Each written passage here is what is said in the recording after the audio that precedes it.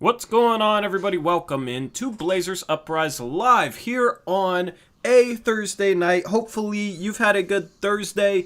Me and Eric played some basketball today. I'm sure we'll get into that because that's everybody's favorite conversation topic. We'll also talk about Carmelo not getting a phone call, supposedly, and then we'll talk about possible extensions for Rocco, Nurkic, and Anthony Simons. That is on tap for today. Eric's fresh shaven. I got a new hat. We're switching things up. Eric, you just wanted a different look or more aerodynamic for your basketball league, or what's the thought process? Yeah, I was trimming it like I normally do and cutting my hair at the same time, and just thought it wasn't looking right with the way I trimmed it, so I just went all the way with it. Yeah.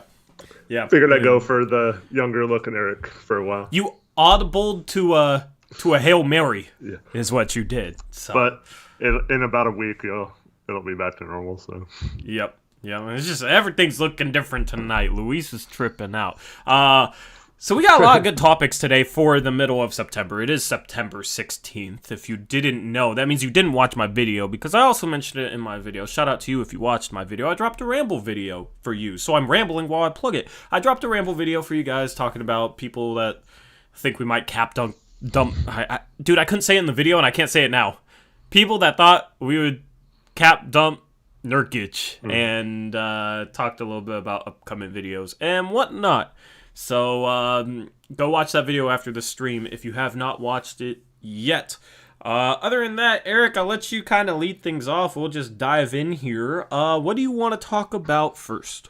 Well, let me first, right at the end of last stream, for those of you who are in here, we had during the stream, we, of course, tried to contact Ant on Twitter for a response if he grew to 6'5". And unfortunately, he responded, but it was right as we were signing off, and I didn't see it until like a minute after we did it. So it would have been cool to have that at the end of last stream, but unfortunately, those of you that watched last stream will get what we're talking about. So anyways, his response was, "Where's that rumor coming from? I haven't checked. Maybe I am." So whoever had the rumor, it's like the Dame rumors, where Dame didn't say anything, but someone's making up some rumor about it, so he didn't even know if he had grown at all. So safe to say he probably did not grow at all. Yep. So that's some investigative reporting from Mr. Eric Brandt. We got the scoop on the story, and we confirmed what I was kind of guessing, that, I didn't think he had grown at age 22. Didn't really make a lot of sense. Normally, you're pretty much done growing by age 20. Yeah. I mean, anything is possible, man. I mean, I don't know. Like, some people have grown at age 22. Like, it's not guaranteed that you're done growing, but I would say, 99% of people are done growing by 22. Has anybody in chat grown at, like, 21, 22 years old? Well, half chat isn't going to know because they're all going to be under 22. But, yeah, I mean, Gabe, did you grow?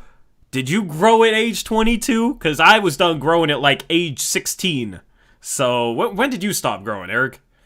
I stopped growing around, like, 15 or 16, I think. Yeah. I tapped out at 6'6" and didn't grow at all.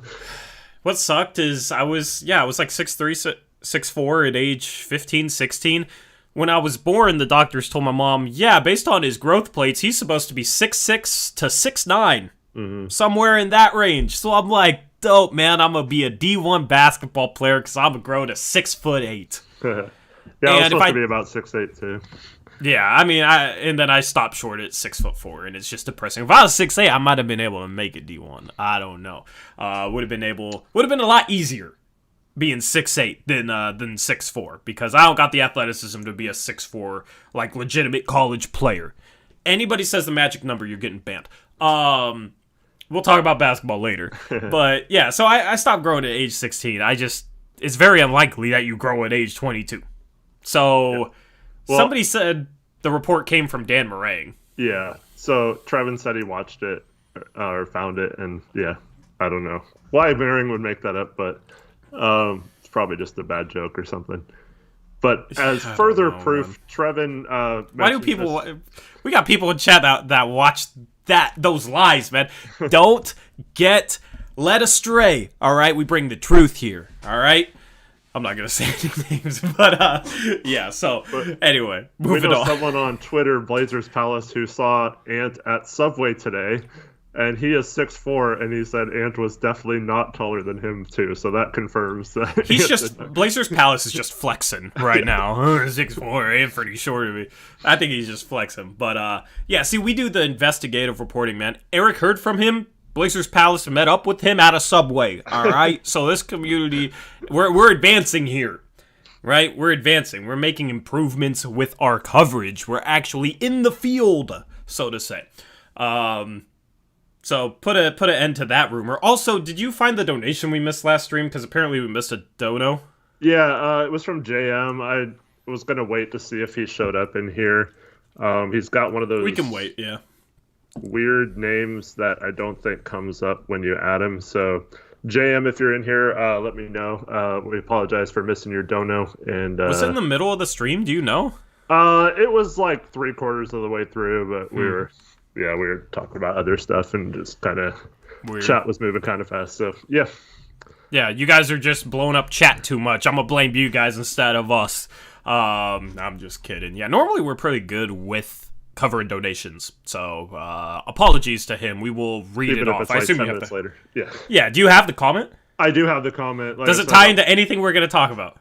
No, it's about Nas. So, okay. Well, we'll see if he joins. Later. But you don't have to donate again.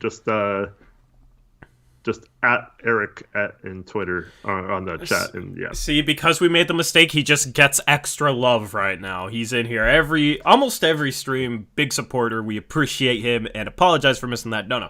So it just ends up better in the end, maybe for him. Anyway, topics for tonight: extensions and the Melo thing. Do you want me to do a poll to ask chat which one we should talk about first? Do you want to do that? Run it like a democracy? Sure. All right, let's do it, chat. Extensions or Melo? First topic. Nope, don't add another option. Okay, ask your community. All right. Everybody's typing in chat. That's what polls are for. Who remembers how long I was complaining about how that wasn't an option, man? I'm so happy they added that. I think some people are going to vote Melo just because I promised to provide some circumstantial evidence / go off about that topic to some people. I mean, it's pretty 50-50 right now. See, I would save the best for last, man, but it's now looking 60-40 Melo. So you're gonna rant. Is that what you're saying? It could possibly turn into a rant, yes. Yeah. Okay. So it could evolve. You don't know where it's going to evolve. You're kind of along for the ride when you start going in. That's what you're saying. I have my talking points that I'm going to bring up, but yeah. I don't know if it's going to become a full-on rant, but yeah. Just have to get some things clear on that topic. Yeah. All right. So Melo wins out. 36 votes, that's good enough. 57%. Pretty split. So, I'll let you lead the way since this is going to be your moment, supposedly, according to you. So, alright. Actually, let me just preface this with the fact that I haven't really paid much attention to this because I frankly don't care. Yeah. And I'll get into why I don't care, but that's why you should definitely lead the way. Not only because... you're feeling some type of way on this, but also I just haven't really paid a ton of attention to it because I frankly don't care. So, Eric, the floor is yours. Let me just say what happened for those that don't know. So, Melo went on Chris Haynes', I think it's called Post It Up or Post Up podcast, and he was asked what teams reached out to him. He mentioned that he was waiting around... He made it sound like he was waiting for days, but so he was waiting around for a phone call from Portland that he never received. He said there was interest in New York, but it seemed like that was from him going back to New York, not necessarily from New York calling him. And then he also said that he had interest from Philly, but then he said he never actually talked to Philly. Like, I don't know. It just didn't really make a lot of sense what he was saying.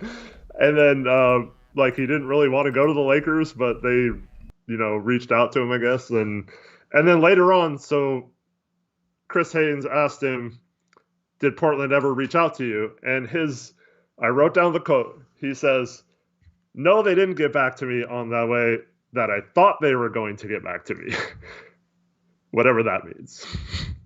Yeah. So it makes it unclear whether they didn't call him or they didn't call him and tell him what he wanted to hear, or it was different than what. Because obviously there's no denying that the last 2 years we have obviously promised him, when he came here, that he was going to start or that he was going to get a certain amount of minutes.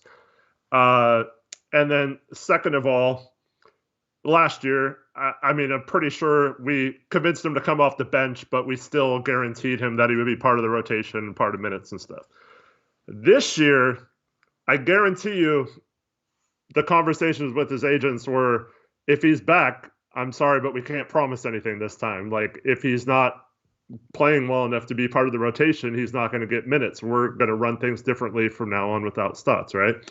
And if he's not playing good enough defense, he's not going to be part of the rotation. And there might be games where he doesn't play, or like, so all that stuff is probably what he didn't want to hear. And so that's kind of skewing things, I think. And let me just say, yes, Olshey should call all his free agents and just be like, hey, thank you for your services. And but we're not going to want you back. But let me tell you why that's stupid to get on someone's case about this. Every team in the league has free agents. Every GM has situations where they don't call one of their free agents. They don't call all their free agents. And you can tell me Melo's a Hall of Famer, he's different, all you want. There's players who get traded and they find out on SportsCenter or on Twitter or something. Their GM doesn't even call and tell them this. This isn't like something that's like universally recognized as, oh, you have to call every person and just thank them for their services and all this crap. I mean, Olshey can do that at any point, down the road. He doesn't have to do that on free agency day. When he's trying to re-sign Norman Powell, he's trying to get Cody Zeller to sign for the minimum. He's trying to call all these people, trying to maybe figure out if Otto Porter is going to sign for the mid-level, but not sign with Golden State for the minimum. And he's got busier things to worry about. But above all that, people make it sound like it's cut and dry, like, oh, we didn't want Melo back, so we didn't call him or whatever. We should have told him we didn't want him back. It's not that simple. It could have been a case where we might have needed or gone to Melo later on and been like last year, we signed Derek Jones and people are like, oh, well, maybe we won't re-sign Melo then. But then we re-sign him the next day. And there could have been still interest that we possibly could have wanted him. But there's also, it's not as cut and dry as oh, we weren't going to re-sign him no matter what. Olshey might have been thinking maybe if things came down to it and he was willing to take the minimum again, that he wouldn't mind having him back as long as he accepted maybe not being promised a certain amount of touches or whatever.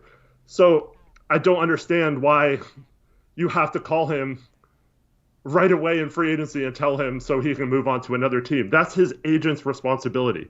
And this isn't sticking up for Olshey. I would say this whether this was any GM in the league. So it's going to look like I'm an Olshey apologist, of course. That's the narrative people will run with.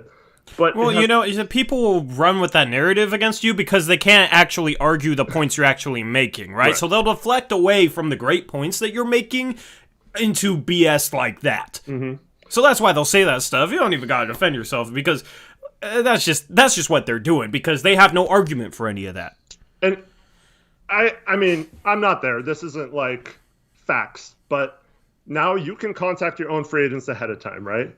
So they had to have talked to his agent at some point and to let him know, hey, we'd be kind of willing to have him back, but we're going to kind of take a wait and see approach. And then that's when Melo says, oh, hey, I'm just waiting to see what they want to do. Do they want to re-sign me or not? And it could be that it's dependent on other moves and other things that happen. So like, it's so dumb to say that we should have called him and been like, you know what, we're not resigning you. See you later. And then for Melo to make it seem like he got played here or like he was waiting for days and stuff. The dude signed at 12:07 was the tweet by it was by Woj. 12:07 the next day, so less than 24 hours after free agency started, he had already signed with the Lakers. It's not like he was out there for like a week or something waiting like, oh, is Portland going to offer me a contract? No, dude, the dude signed almost right away, which means he had to have been contacted by the teams he said he was contacted by within the first few hours of free agency, most likely. And on top of that, I was one of the few people who didn't think the Lakers would sign him, but I was wrong. And everyone else was right, because we had hundreds of people saying, national media, we had people in our chat talking about this. It's just like all these people were saying, oh, slam dunk, Melo's going to sign with the Lakers. So like if Melo knows that, or if Olshey knows that Melo's most likely going to the Lakers, and he probably knows that the Lakers have already offered him a contract, it's not his responsibility to call him and be like, oh, do you want to come here or do you want to go to the Lakers or what? Like, I don't know. It just has no, it's just, I don't get it at all. This is all on Melo's agent if he was that unsure of stuff. And then you go back to people like Wes Matthews. So that's the whole thing that people bring up. Well, Wes Matthews didn't get a phone call either. The dude was coming off an Achilles injury, and he got a max contract offer from the Mavericks. Like, we're not going to match that. So, like, what's the point? I mean, yes, call him as a courtesy. Like, yes, Olshey's an asshole. Okay, whatever. Like, we know that already, right? Everyone knows that. It doesn't mean that has no bearing on his GM skills. And I guarantee you, 2 years from now, there's not going to be some free agent like, you know what? I was really going to sign with you, but I remember that you didn't call Melo back 2 years ago after resurrecting his career and letting him play for 2 years. But so I'm not going to sign with you because you didn't call him. Like, no one says that. And going back to Wes, he said the same crap about the Mavericks when he left the Mavericks. He said the same crap about the Knicks. He said the same crap about every team that he's left. He said, oh, yeah, they didn't give me the respect I deserve. That organization sucks or whatever.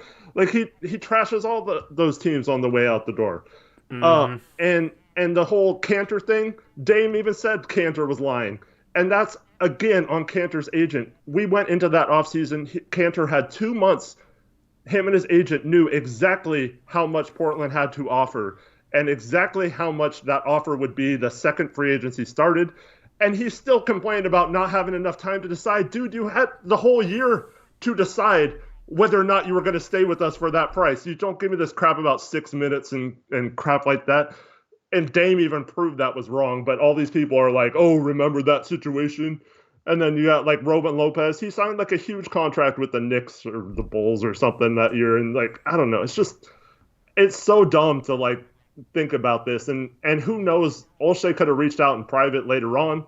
They were just talking about free agency. And I hope that gets clarified at some point. But and I feel bad that Melo feels that way going out. But he did specifically say that he had no hard feelings towards Portland. So whatever. I'm just sick of the bashing GMs just to bash him because you think he's an a-hole.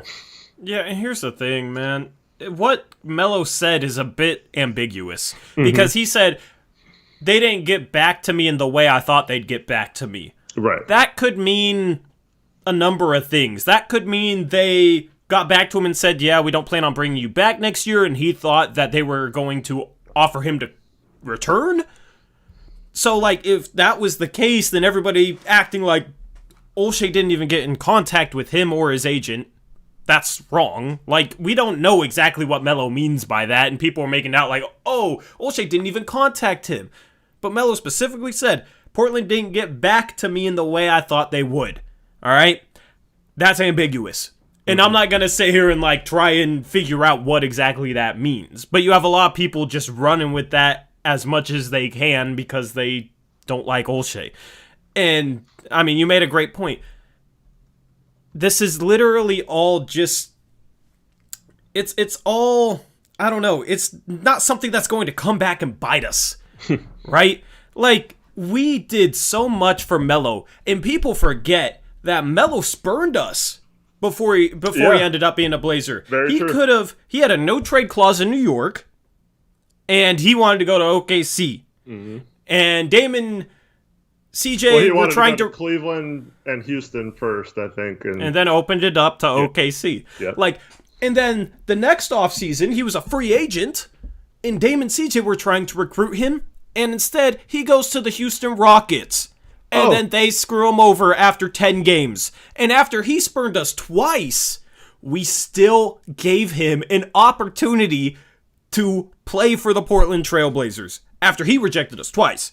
And we resurrected his career, did about as good of a job as you could for a playoff team in letting Melo be Melo, catered to him, celebrated him, supported him for 2 seasons when nobody else would. Yeah. And now, because of one ambiguous statement, it's like, oh, Olshey's such an a-hole, and screw him. Where are the people giving him free agents? I mean, we're not a franchise that's positioned to sign players anyway people right think now. It's because of this. No, it's because of the salary cap. It's because we don't have $20 million of cap space. But here's the thing. It's like, if we strike out with a bunch of cap space, people will say, oh, well, see, maybe if they treated their players better, yada, yada, yada, whatever.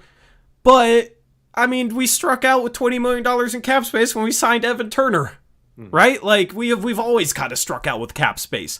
So, like, this isn't something that's going to matter going forward, and it's just ridiculous because it's like, all the people that hate him, there's absolutely no credit for him bringing in Melo and basically resurrecting his career. I don't know if Melo would have played in the league again. He was talking about retiring. I mean, I don't know about resurrecting his career, but giving him a chance to resurrect it is, I think, is a better way. I mean, like, Melo played good enough, but in order for him to resurrect his career, he needed a chance. And nobody was giving him a chance. He was out of the league for an entire year. All right? And the team he rejected twice is the team that gave him that chance. But there's absolutely no credit for that. Instead, it's people taking an ambiguous statement that we don't know exactly what it means and running with it to criticize. Yeah. Well, here's the deal. Everyone loves Sam Presti, right? That dude blamed Melo for all the problems that season.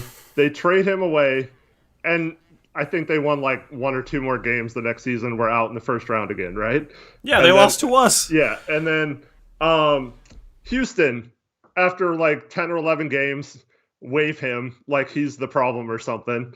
Or I think they like just sat him out, or like he wasn't with the team until he got traded to the Bulls or whatever. But then the Bulls released him. Where was LeBron and the Lakers to sign him then? No one signed him. But that's Daryl Morey, who blamed Melo for the problems and cut him basically a few games into the season, and that was not his fault at all, in my opinion. I will go to my grave saying that he was not the problem there in that season in Houston. And then he's out there like the entire offseason, the entire rest of that season, the entire offseason, no one signs him or whatever. But yeah, we're like, Olshey's the jerk, and Morey and Presti are just like gods because they're amazing GMs. And look how Morey's treated Ben Simmons this summer. And a lot of those people's favorite GM, Masai Ujiri, great GM, right? Mm-hmm. That dude told DeMar DeRozan, I will not trade you.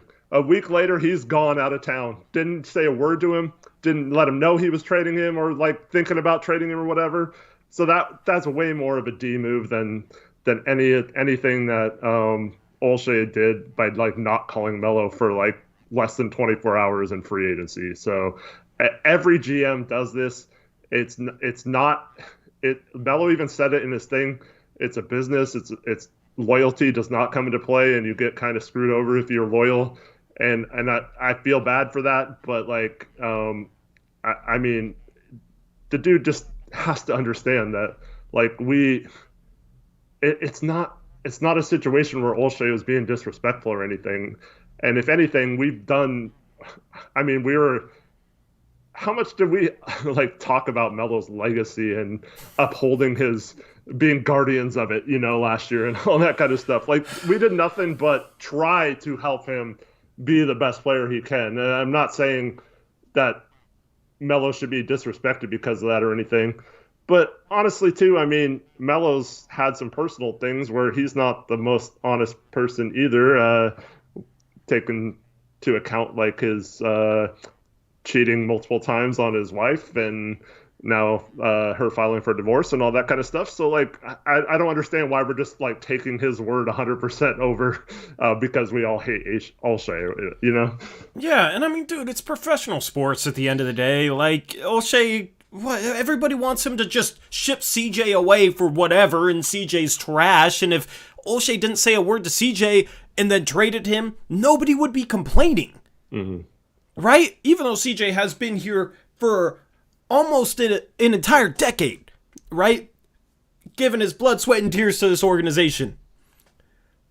Been just seemingly a great guy off the court. He's now president of the Players Association. He's well-spoken. He's like, as far as a character, he's the type of guy you want on your team. But, like, if Olshey did what Ujiri did with DeRozan and told CJ, yeah, we're not trading you this offseason, and then a week later traded him, nobody would care. No. It'd be, oh, thank God you finally traded him. Right? But when it comes to Melo saying that Olshey and the Blazers didn't get back to him the way that he thought they would, it's just a ton of outrage. I don't see any consistency with that. Like, it's just people want to be mad at him, and anything that fuels the anger they already have towards him will just end up in an inferno of a bunch of tweets that mean absolutely nothing, screaming about how Olshey's the worst, and he is ruining this franchise, and all that sort of stuff, so. And also, CJ, those same people, CJ just opens, or he announced that he was going to start a vineyard or something, be the first active NBA player to own his own vineyard or something like that.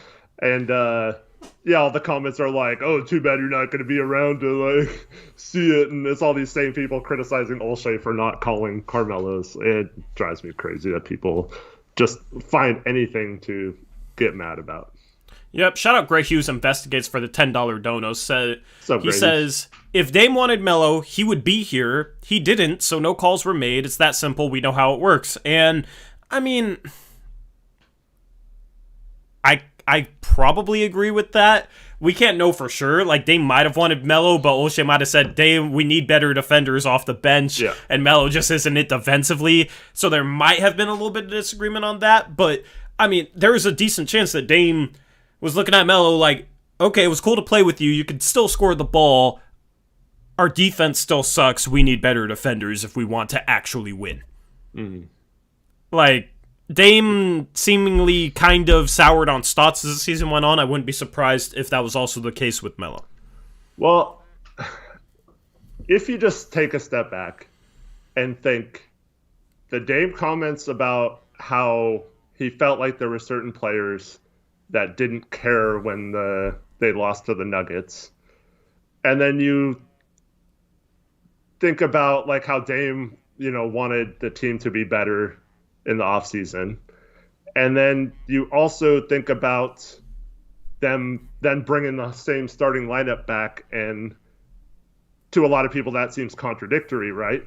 But it could be very well the case. I mean, I'm not saying it is for sure, but it could be very well the case that he was specifically talking about Enes Kanter and Carmelo Anthony and didn't want those guys to be back. Considering, I agree with Gray Hughes. I feel like this summer, if Dame was like, no, you better re-sign Melo, if we're trying to keep Dame happy, we almost have to, whether you can explain that to him or not. And Dame doesn't try to play the GM, so I'm sure he probably didn't say that for sure.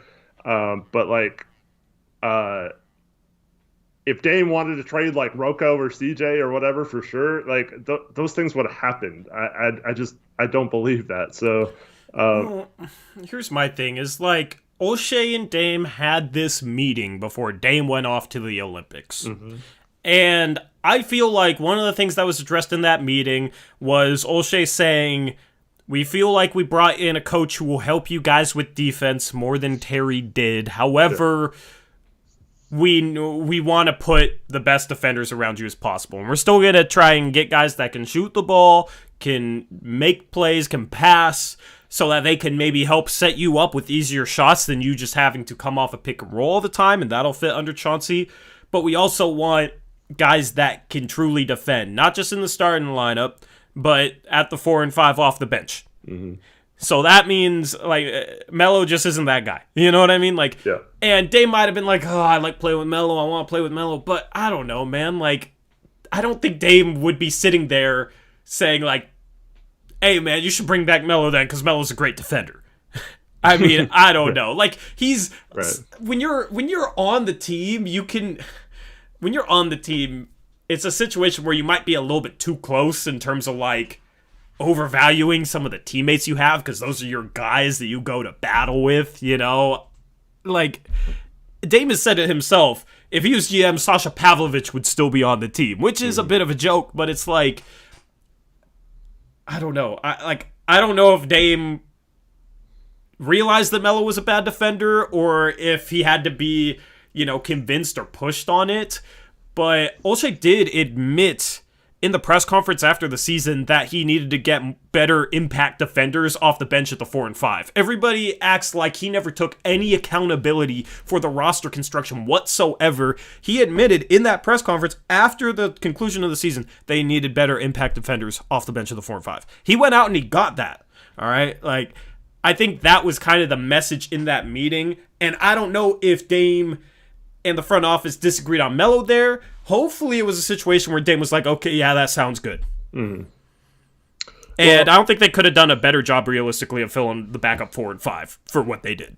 So in Wall 10, are you talking about the get off the property, bruv? Or what comments are you talking about with Dame?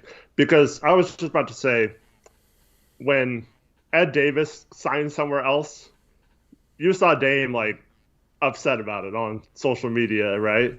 When Plumlee got traded, we heard like, oh man, it sucks to lose my best friend or like the best dude on the team or whatever. When Tim Frazier gets traded, you hear, oh, it sucks my best friend get traded. It's a business. I can't take it personal, but it sucks not having him around or whatever.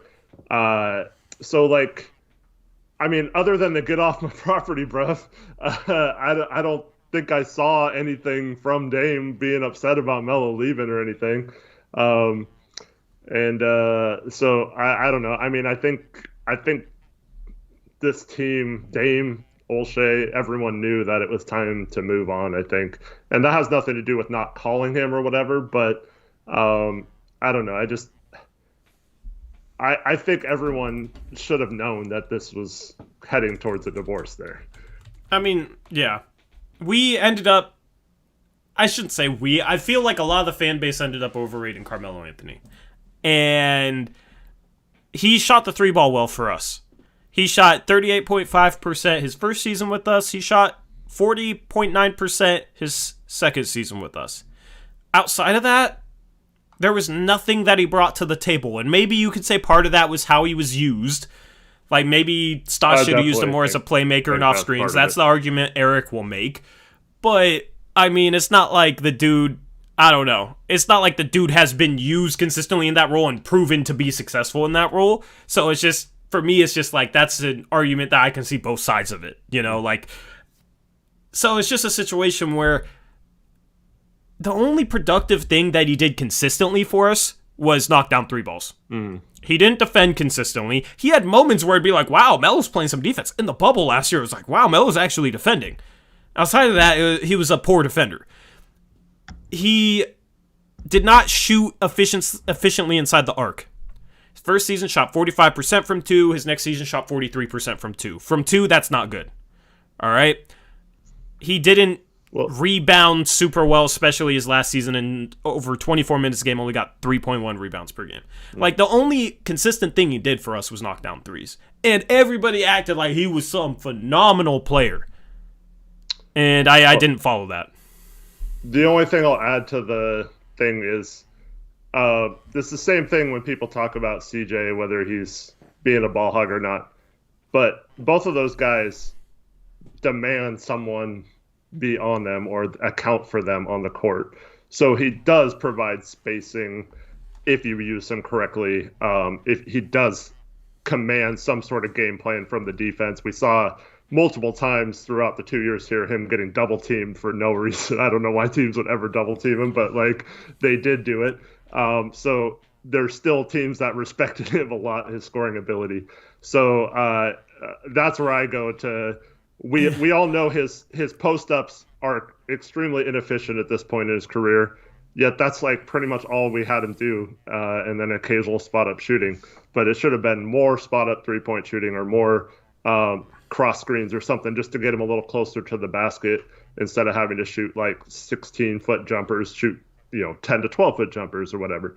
But we didn't do any of those things to make it easier on him. But so yeah, besides the 3-point shooting and the spacing he provided, I think it's tough to find a lot of other positives though.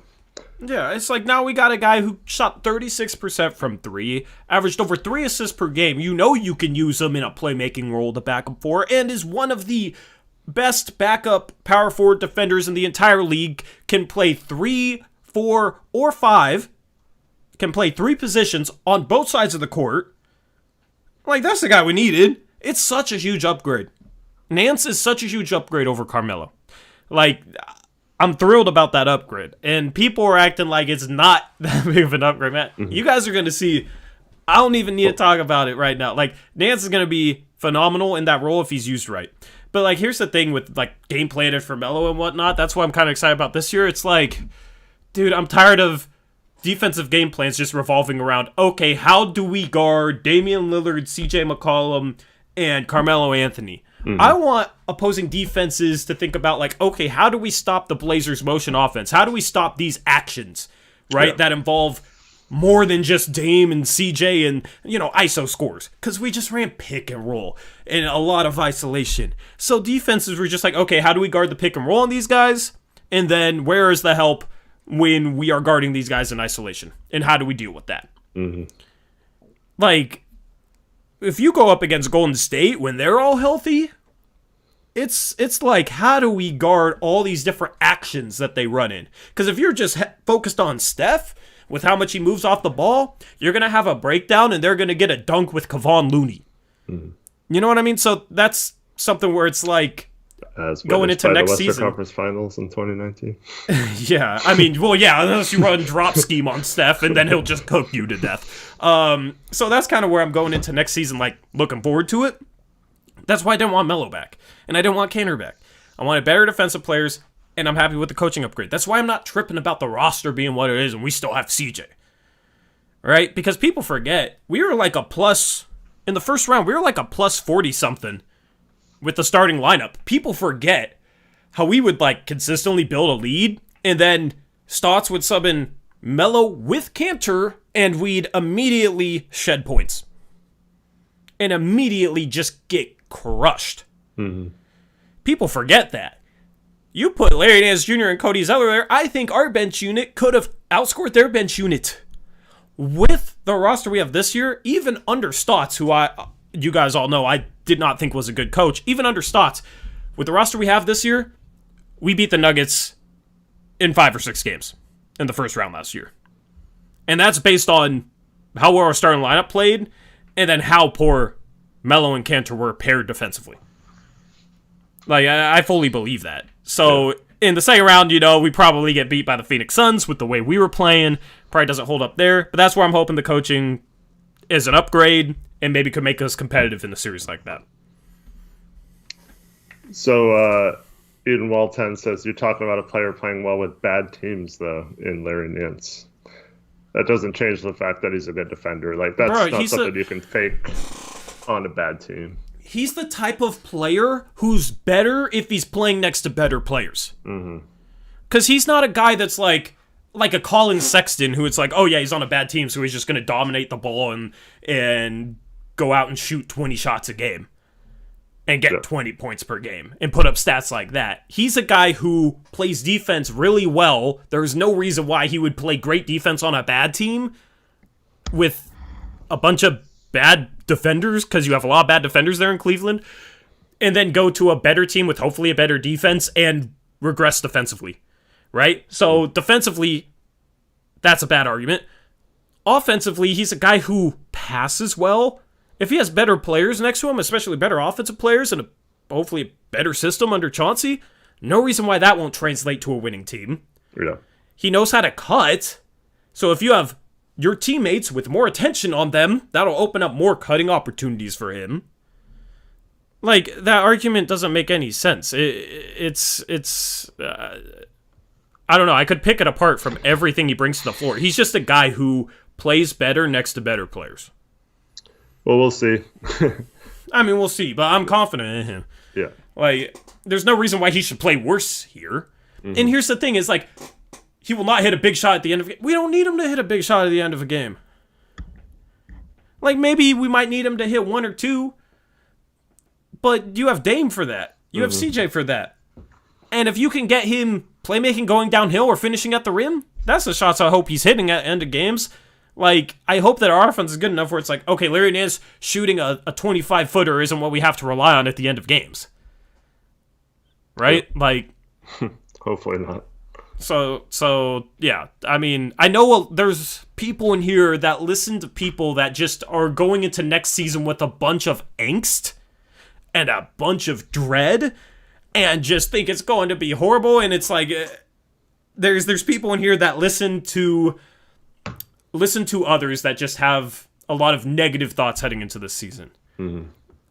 The least I can say is just wait and see. Like, there's a lot of things to look forward to, in my opinion. But if you don't think so, then let's just wait and see. I'll leave that there. Yeah. Johnny Doe says this is going to be an interesting year. No Melo, no Cantor, and no Stotts, players that you guys said were the biggest issues.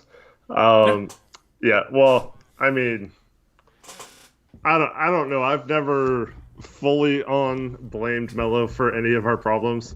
I also think that Cantor was done a huge disservice by the way he was expected to be positioned off of screens, and he just made him look like the worst defender ever, which he's not a good defender, but like you can mask some of that with aggression, and we just didn't do any of that. Like, we didn't let him trap, and the few times we did, he looked okay at it. It wasn't like he was getting beat or anything. He recovered well to his man. He forced some turnovers. I think it was against Sacramento one game. But we just didn't do it very often, and he got stuck in a position where he was like caught in between his guy and the guard dribbling down the lane, and then he wasn't in position for rebounds either. So, like, I don't know. I just feel like we did a huge disservice to both of those guys. But in our system last year, they were definitely a problem, in my opinion. Yep. Do you want to hop into the extension talk? Let me get to David Armani says, you guys think CJ and Dame can actually play D? I mean, we've seen flashes of both of those guys playing solid D. A lot of the problem, I'll go into this, and I went into this on last stream, but like a lot of the issues that they have aren't things that they can't fix. Right. A lot of it, like Dame has had spurts of playing really good on-ball defense. And if he switched onto a bigger guy, he's actually, like, the one area of his defense which is definitely good is actually his low post defense, which is kind of weird for a point guard, but he's very competitive in the low post, so you put him on a bigger player, he can compete, right? But here's the thing that those two guys struggle with. Their technique getting through screens. There's no reason a guy like Damian Lillard can't effectively get through a screen if he has the right technique. He has the wrong technique getting through screens. You got to go up and hug the outside hip and try and stay connected to that hip and get skinny through the screen. Dame just, like, runs into the screen, gets crumpled, and then tries to, like, get around it. Right? He does not get through screens correctly. CJ struggles with that, too. A lot of it is they'll be mispositioned off ball and give up shots to other guys. A lot of it with dealing with screens, going back to that, is they never had help getting through screens because the big man was like 15 feet away because they were playing drop scheme. Yep. Yeah, and then, the guy that Dame was guarding, who had free reign off a pick and roll because there was no big man anywhere to be seen and they ran drop scheme all game, a guy like Monte Morris would have 30 and people would blame Dame, right? Like, stuff like that is fixable. I don't see why Dame can't be in the right position defensively and Dame can't have proper technique getting through a screen. It's little things like that, and there's more. I don't want to go on a whole list right now, but it's like little things like that where it's like if they cleaned up stuff that I think is fixable, I think they could at least be average defenders. Reese brings up the shell positioning. You did shell drill, right? Yeah, that's a basic drill if people have played basketball. Yeah, so it's just that drill of like working on off ball where you're supposed to be, and then the ball gets swung around the perimeter, and then you have to rotate to the spots where you go when the ball is on the other side of the court and all that. And yeah, like you said, we talked about this last stream, but I feel like Reese also brings up that they struggle off ball with their positioning. So, well, maybe play them on ball more and give them help, like you said, on the screens. And I think anything can happen. And then Zach brings up the other point that they were both our starting guards when we were top 10 in defense a few years ago. So, like, it's not impossible for them to be a part of a good defense. Yeah, and I mean, like, that's where it's like wait and see, because their off-ball positioning is fixable. Them falling asleep off the ball, I feel like part of that is they have to be held accountable for that, right? And they need a coach that gets on them, because that's just like an attention to detail and a focus thing that kind of has to be drilled into you. Even 9-10-year NBA veterans, the problem is they've only played under Terry Stotts, and I don't think Stotts held them accountable enough. That's, just an opinion, but that's my opinion.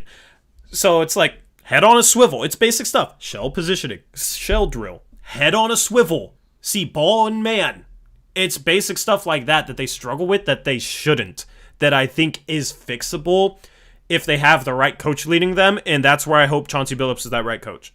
So for all the people saying, you guys think Dame and CJ can be anything better but terrible on defense? Like, yeah, I think they can be average. Yeah. And average is good enough. That's all we really need them to be, and then have the rest of the guys be above average, which I think they all are. Yeah, and there you go. You got like a borderline top 10 defense with a top 2 or 3 offense. That's a contender. Like, not many teams are top 10 in both offense and defense. It's usually like 3 teams each year. So. Yep. And again, you cannot win in the NBA playing one base defense. It doesn't work that way. Like, you have to have multiple game plans, multiple different strategies, multiple different ideas and concepts and ways you defend pick and roll or other plays that other teams run. And then in the course of a 7-game series, you have to also be able to change those things. And if you haven't done that all year, it makes it very difficult to do that in the playoffs when it actually matters, because you haven't been practicing that all year. And I feel like a guy like Chauncey will be thinking not only what can make the team best right now, but he'll also be preparing their team to be whatever's best in the playoffs. Yep, and JM is here, Eric, if you want to. JM, First of all, I'd like to apologize to you that we missed your dono from last stream. He had a $2 donation last stream. He kind of says the same thing here. Really hoping Nas gets a legit chance and minutes. And then his question today on the $5 dono says, where do you think Nas fits into the rotation? If you want to be unexcited, then fine. I'm going to be grateful that we get to watch Dame every year. Great question. My apologies as well, JM. Appreciate the donations and your support. Question for you, Eric. Did you watch the Romp video on Nas? I haven't watched it yet, but yeah. Our guy Romp dropped a Nas video. It was actually pretty good. I agree with a lot of it, and I don't know. It was cool to see, just kind of a general NBA YouTuber do a video on. He's doing a bunch of videos on kind of unheralded players, which is cool. I think it's a good idea, and so I tweeted it out. I can tweet it out again after the stream if I remember. But Romp dropped a video on Nas that was pretty cool to see, and I think a lot of it was spot on. I think My whole philosophy this year is we have to raise our ceiling as much as possible. We have to raise our ceiling to championship level. And maybe, like, on average, we don't play like a championship team, but we have to give ourselves the chance, right? Mm-hmm. That means playing like a guy like Nas, who maybe isn't as consistent as say a Tony Snell, who's just a really consistent shooter and a okay, solid-ish defender. But when he's good, he's better than Tony Snell could ever be. So he raises our ceiling, if that makes sense. So I think he deserves a chance to play through his mistakes, to play ahead of a Tony Snell, because I believe in his talent. And if he can get true confidence shooting the ball, I think he could be a 36% shooter. If he's used as a cutter off the ball, I think he will feast, and I like his pairing next to Larry Nance as a playmaking four in that regard. And defensively, he has the tools to be a good defender. And I feel like under a good defensive coach, he could really blossom on that end. So I'm hoping he's the backup three going into next season. You don't even have to play him much. It can be 15 minutes a game because you have a lot of guys ahead of him that deserve a lot of minutes. And Anthony Simons, Larry Nance, Cody Zeller should get all the backup center minutes. And then you got Dame, CJ, and Norm should all be playing 30 minutes a game. Rocco should be playing 30 minutes a game. Nurkic should be playing 28, 29 minutes a game. Like, you got a lot of guys ahead of him that deserve minutes. So it's not even like there would necessarily be a ton of minutes for him. So in those, 15, 16 minutes that are left over. I think when we did the breakdown, it was like 13. Yeah. Yeah. So it's about like 12 to 16, I would say, minutes available for him at the backup three. With that few minutes, just give the wild card a chance, because if he blossoms and if he plays up to his potential, he's going to be better than Tony Snell or Ben McLemore would ever be. Yeah. And I think I've said this a lot, but I don't think rotations are going to be set necessarily. So if McLemore gets a chance and he does a good job, I think Billups will have no problem giving him some backup minutes the next game or whatever until he proves otherwise. And I think that things are going to be different. Whereas if Nas starts off and he's getting 12 to 15 minutes a game, but he's playing really well in those minutes, I think he'll find a way to play him more. So, and then there's always going to be players missing games here and there and stuff like that. So that'll increase anyone's minutes if we have someone in the rotation out. Yep.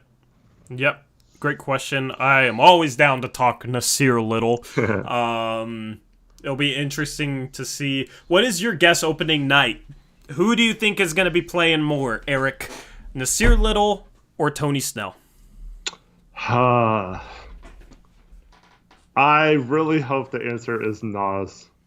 I really hope Snell's just kind of a safeguard, plug-and-play, emergency use only. So I'm going to say Nas. A little bit of wishful thinking, but I just don't see where the minutes for Snell are going to come. That's your prediction, or is that your wish? Like what's your prediction it's with your head? Thinking.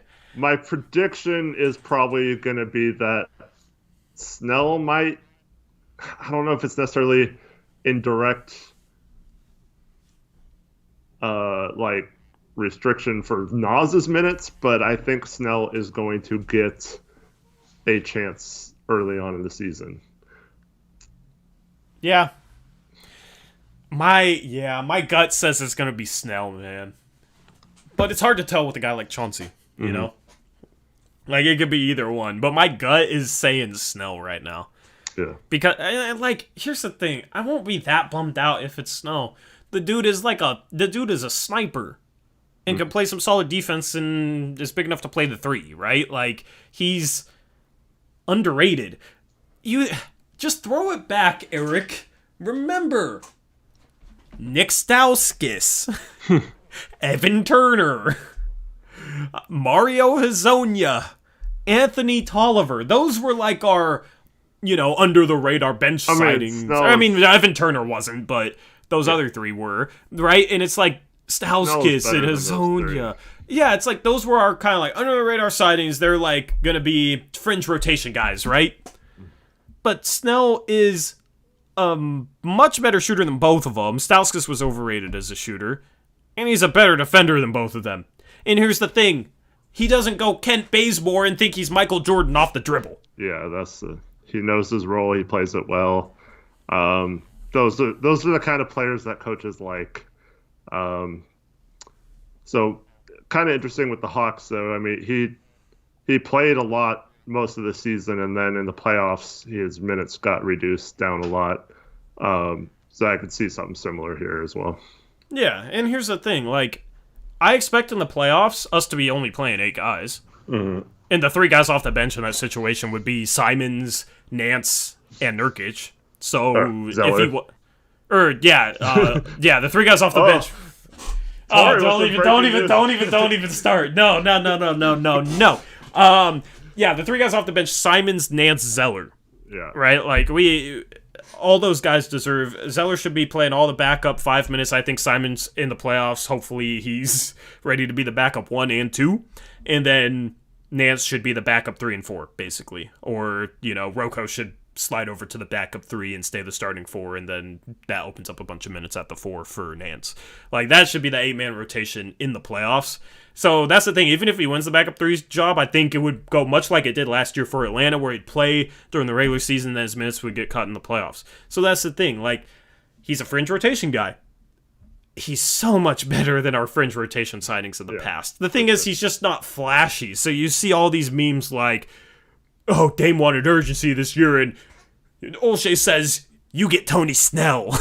You know what I mean? Like, I don't know. Like, they were funny the first time, and now you have too many people posting it just to take digs at Olshey. But it's like, he's not flashy, but he's the type of guy that, like, he's either going to be the backup 3, or if Nas outplays him, then he's a great guy to have as a third-string small forward, and much, much better than our options of the past. Mm-hmm. And people think that role doesn't matter, but it mattered when we had to play Nick Stauskas, when we had to play Anthony Tolliver, when we had to go out and sign Carmelo Anthony, when we had to play Mario Hezonja. I mean, like, we were playing all these guys that weren't supposed to be in the rotation, so there's probably going to be a time when we need Tony Snell to step in, and he's a guy you can just throw in there. He'll be competitive defensively, he'll knock down threes, he'll make his free throws, and he won't mess things up. And that's underrated. Like, that's underrated going into next year. Like, just, I don't know, think back to when everybody was pissed off at Hezonja for doing all the stuff he did. Just imagine if you had a 40% three-point shooter who was an okay defender there. That would have been a godsend with what Hezonja was doing. So, yeah. I mean, it's not flashy, but it'll end up being a good signing. Yeah, I agree. And let me just say this, though.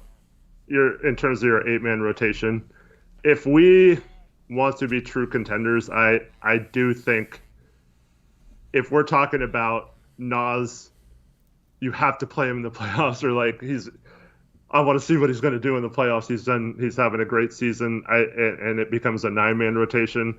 Then I think that raises our ceiling a little bit. So the more he develops and the more he plays throughout the season, I think the more it could benefit us if he's given a chance to legitimately play in the postseason. I don't think we necessarily have to go down to 8 players. I mean, in my mind, he'd have to be outplaying Simons, because it's like, even if he plays great, I don't think he's going to play so well that he's stealing minutes from Norman Powell, or stealing minutes from, Dame and CJ and moving Norman Powell more to guard, right? Like, the only minutes I see him take it, like, Larry Nance Jr. is good enough that I don't see Nas stealing his minutes. So there's only 2 scenarios in which, even if Nas plays well, that I see Nas getting playoff minutes, and that's there's 3. One is if we make a consolidation trade, and trade like 2 guys for 1 at the deadline, 2 rotation players for 1, and that makes Nas go from the 9th man to the 8th man. Scenario number 2 is we play a team in the playoffs who goes small off the bench, and in that situation we don't play Cody Zeller, and we play Nance at some backup 5, and that opens up minutes at the 4/3 for Nas. And then scenario number, I guess there's 4. Scenario number 3 is, of course, an injury. Scenario number 4 is Nas outplays Simons. So you stagger Norm with Dame and CJ, so Norm plays some backup guard, which opens up more minutes at the 3 for Nas. Right? So I guess there are a few scenarios where he could end up playing, but it's like, if Anthony kills it, and with how good Zeller and Nance are, like, it's going to be hard. Like, I don't expect that happening, even if he plays well. Well, it could just be that maybe like, I don't know, Rocco plays 25 instead of 30 or something. You just get a few minutes here and there. I don't know. I think that's possible. But I think more to what I was trying to say is that if he's to the point where it's like you have to play him, like that's a good problem to have, and I think it helps our ceiling that much more. Yeah. I mean, it's not a bad problem whatsoever. It's gonna be hard because it's like even if he plays well, it's gonna be hard to kind of rise above those guys. Because I'm expecting Simons to have a real good year this year. I mean, the dude shot 42% on insanely difficult threes last year. Mm-hmm. Like his shooting performance last year was something else, man. Something else. Like the season before, we're all like, "Oh, I want him to push 40%," and he shoots 33%. And I was kind of like, maybe he's just not as good of a shooter as I think. And I was kind of down on him going into the season. Mm-hmm. And the dude is shooting like Dame and CJ-esque threes off of pick and roll with the hand in his face, all these difficult shots, and shoots like 42%. Mm-hmm. And then you combine his athleticism as a cutter, which hopefully is utilized this year. I mean, his defense improved a lot as the season went on. Like, I think he's having a big year next year. Like, he is my breakout candidate on the team. I think he should get all the backup guard minutes. If he's only playing 12 minutes a game going into next season, I'm going to be mad. Mm-hmm. Well, he played like 20 last year, so... He should be playing 25 minutes a game. Mm-hmm. He should be in the running for Sixth Man of the Year. Like, he should be a top 10 Sixth Man of the Year next year, in my opinion. That'd be great. Like... I think if he gets 25 minutes a game or more, he will be a top 10 sixth man. That's a bold take, but I am on board the Simons hype train, which, you know, I feel like I disappointed you a little bit going into the season last year because I was kind of off that train and questioning him. So I was expecting you to seem more thrilled about this. Thrilled about what? The Simons thing? I said. No, sorry, I missed the first part of that. I said I feel like you were disappointed last year because I was like, I jumped off the Simons hype train. Yeah. Right? So now I'm like all aboard, full steam ahead. I understood it, but yeah. I mean, you've jumped off the Nas hype train a little bit. Now you seem back on it too. I mean, part of it is like these guys under Chauncey, I have more trust in them developing. Mm-hmm. Right? It's like last year I was looking at Simons like, okay, he only shot 33% from three, and he's not a good defender at this point. And outside of that, the only way he's going to be able to do anything offensively is if he creates it himself, which his game isn't there yet.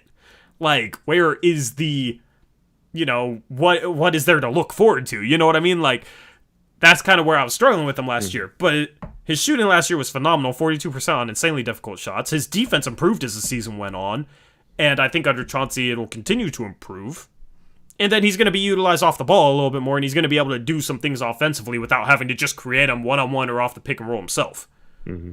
So, like, all three of those things have turned into things that I'm not worried about. So that's what's changed. Well, NJ83 brings up a good point, too.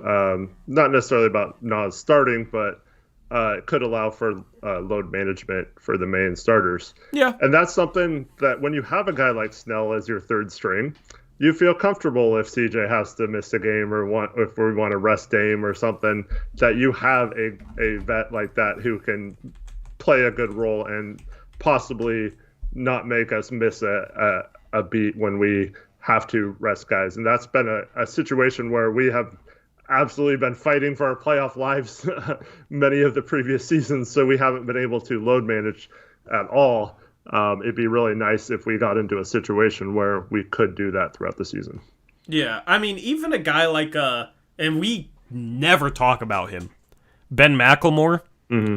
If he can get his three-point shooting back up to what it was the 2 years before last year, like in 2018 through 2020, he shot well, he had an injury last year too, so it might have... Yeah, in the 2 seasons before last year, he shot 41.5% from three and then 40% from three, right?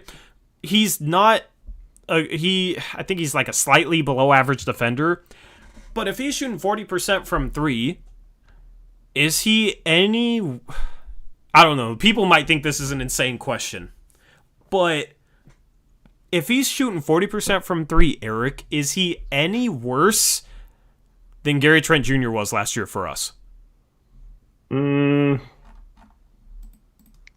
Yeah, he's just a different type of player, but I get what you're saying.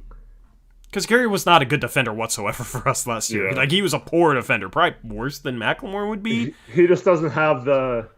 Because I know it's in there for Gary Trent to be a decent defender. We've seen it, flashes of it, especially in the bubble. That was what was the most frustrating about Gary last year. Was that we didn't see those defensive improvements that he had seemingly been showing. So I guess I see your point. It's just with Gary Trent Jr., there was always the possibility that he could eventually figure it out. He was young enough, whereas McLemore's kind of a known commodity at this point. Yeah, but that's my point. Mm-hmm. I'm just talking about production, right? And people took it easy on Gary Trent Jr. because the idea of Gary Trent Jr. is much better and the bubble was still fresh in their minds. But last year for us, I think he was a worse defender than McLemore is. He shot under 40% from 3. He shot 39.7, so right around 40%. From 2, he wasn't efficient at all. He didn't get to the line. He didn't play make. He didn't rebound, dude. He was playing 31 minutes a game and only averaging 2.2 rebounds per game. 1.4 assists per game. He did nothing outside of hit threes at 40% for us last year. He did nothing else well. On the Oregon Lottery scoreboard app, you could get insane odds betting on him to get double-doubles, but it never happened. Yeah, of course. Dude, do you remember, like, when we would have the stats up on the screen in our post-game shows, and I'd be like, look at that. Gary Trent Jr., he got 2 assists today and 3 rebounds, filling up the stat sheet. Like... he didn't do anything outside of knockdown threes because he wasn't efficient from 2. He didn't get to the free throw line. He defended poorly. And that's my whole point is like if McLemore is back to shooting 40% from 3, I don't see how he is worse than Gary Trent Jr. was for us last year. Mm-hmm.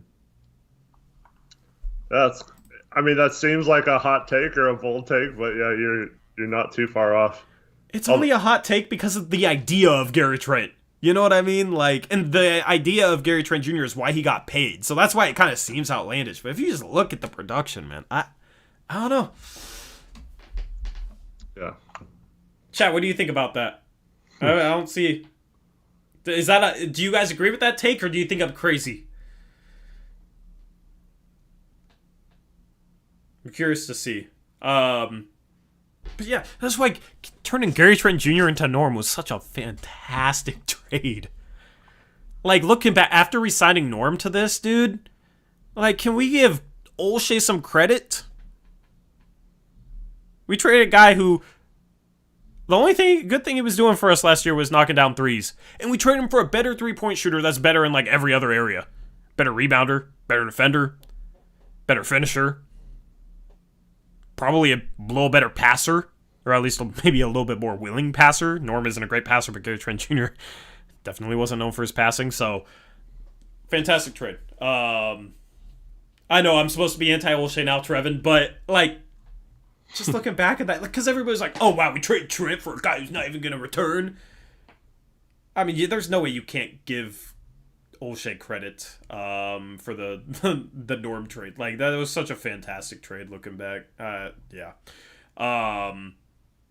So I don't know. We're all over the place. This is jam-packed stream, man. I'm happy with it. We haven't even gotten to the second part. Yeah, and there's some other stuff that we haven't mentioned either. What's that? About a Jason Quick article that came out today. R.I.P. Jason Quick's bike, by the way. Was the article about his bike? Or no, he had a post today where he was at the gym and watched a guy steal his bike and no, I saw that. Yeah. I don't know. No, the article is about Chauncey Billups. If you want to talk about that quick. Well, I don't know what it's about. So. Yeah, there's a certain someone who. Let's just say he's the king of the subtweets that painted this as a bad thing somehow. King of the subtweets. But there's an article today about how during the shutdown, Chauncey Billups and his wife graciously agreed for 6 weeks, Tyronn Lue and a couple other assistants that had been with or it was an assistant from Cleveland under Tyronn Lue and Damon Jones, the former NBA player, and they basically turned his house into a coaching clinic. And Lue was trying to, or Lue, I think he would have been the assistant on the Clippers, right, that year, during the pandemic. So they basically, like, he would just have like camps to learn how to coach or whatever, and the goal of this camp was to turn Billups into an NBA head coach. And so like they talk about how like Billups would like listen in on phone calls with Lue and this coaching staff, and how they're going to prepare once they learned there was going to be games again and stuff, and like if they face certain teams in the playoffs, what their game plans would be. And he would just kept asking questions and learning stuff, and all that kind of things. Learning how to draw up plays, learning the reason for the plays, the different defenses to run, and everything. And Billups, I guess, learned a lot from it. That's cool. That's dope. Shout out to Ty Lue for that, man. Yeah, and Ty Lue. So then he hired Billups as an assistant when he got the head coaching job there. And it said that Lue also reached out to him when he was in Cleveland to try to get him to come there. But yeah, he didn't end up doing that. But Chauncey just seems like totally dedicated. And I feel like with some of these former players, they're not 100% dedicated to being good coaches. It's just like they want that feeling of being in the locker room and being competitive and having to prepare for a game. And, you know, the feeling they got when they were players, and they're in it basically for themselves because they miss the game and they miss being a part of a team and whatnot. And I'm not saying like that shouldn't be part of the reason guys want to coach, but I feel like you have some of these former players that don't really dedicate themselves to being the best coaches possible, and I've never gotten that vibe from Chauncey Billups. I feel like Chauncey wants to be a great coach. He's dedicated to being a great coach. I mean, all this stuff happening in 6 weeks during a shutdown, and the dude is that dedicated. And shout out Ty Lue for doing that, you know, helping him out as well. And Chauncey's using time when the world's on fire, and he could easily just like forget about basketball and go, you know, sit in a lockdown with his family. Instead, he's taking the time to try and improve his coaching. Right. That's the type of guy I want leading my team. And here's the thing. I mean, a lot of former players, like, if you're Magic Johnson, right, you're like super rich. You think you can just show up and coach the team and like, oh, I'll just impart all my wisdom on them and they will be good players, you know, like. But here we have Billups like wanting to learn all these nuances and why you would run this against a certain team and why you wouldn't do this against this other team and all this stuff. So, like, the dude could have just retired and gone away and lived off his TV money and his playing money and just been an analyst part-time and lived out the rest of his life comfortably. But the dude actually, like, took time to try and learn and stuff. I don't think there's any way to spin that as a bad thing. And I think that's why he's going to succeed as a head coach, is because he pays attention to all those details. And that's part of the article, is what it said, is how detail-oriented he is and stuff like that. And I think I just think that's a really cool sign that he's going to at least go down fighting and trying everything he possibly can to make it succeed as a coach. And I think that's ultimately why he will. Yeah.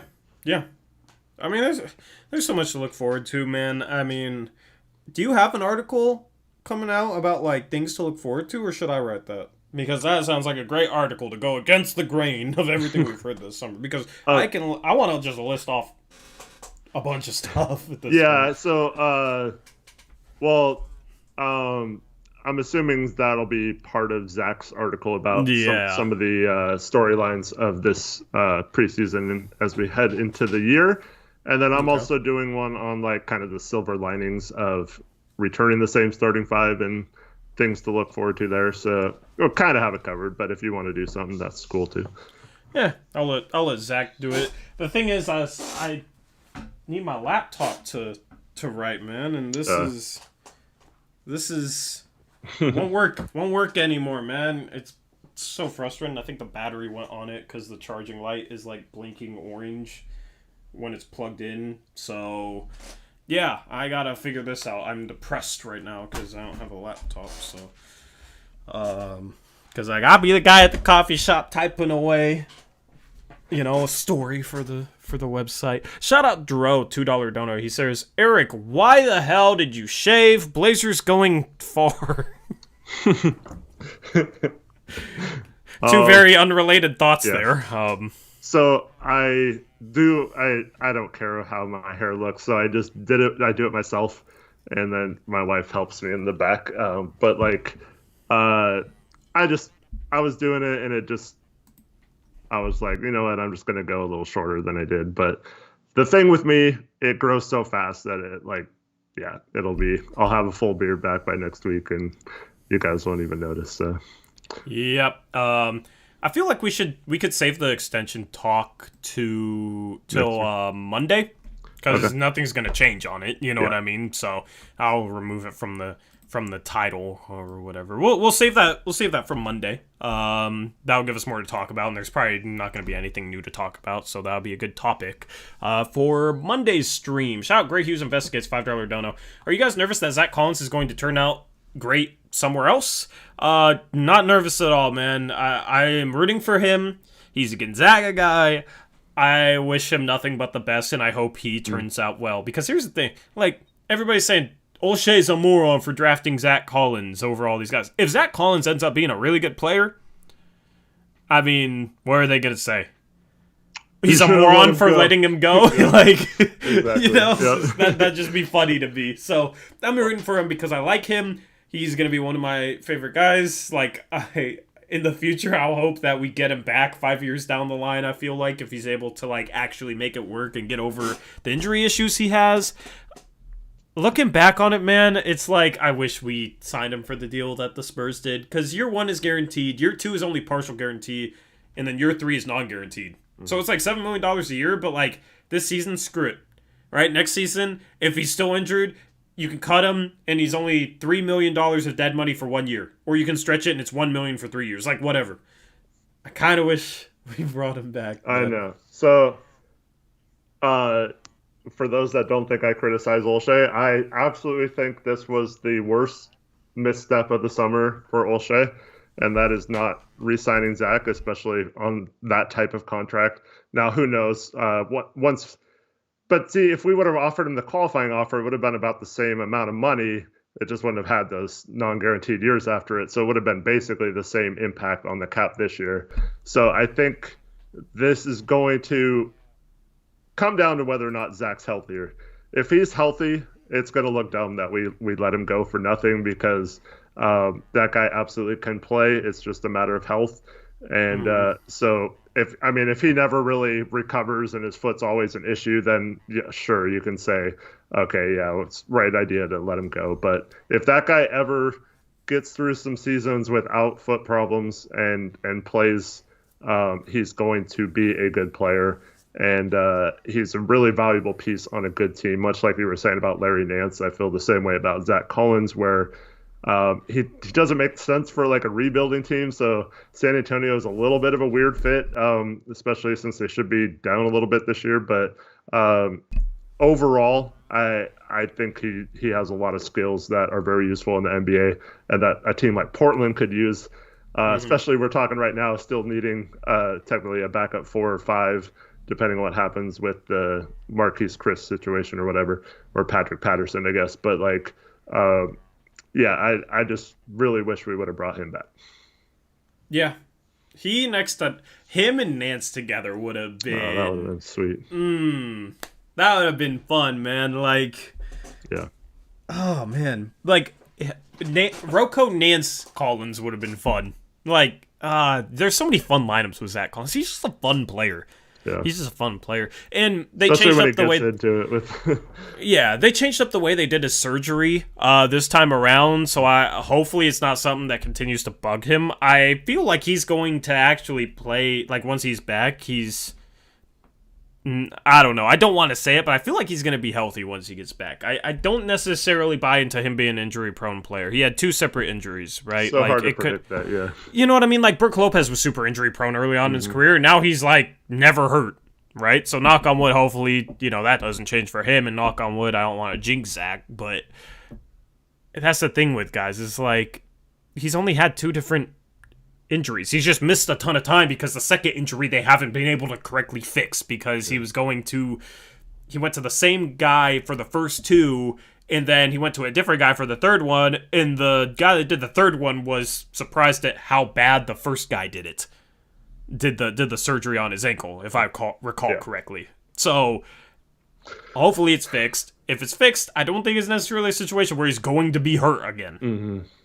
Man, I feel like if he didn't have that third one, I feel like things would have played out so much differently. He would have been back, and would have played over Cantor.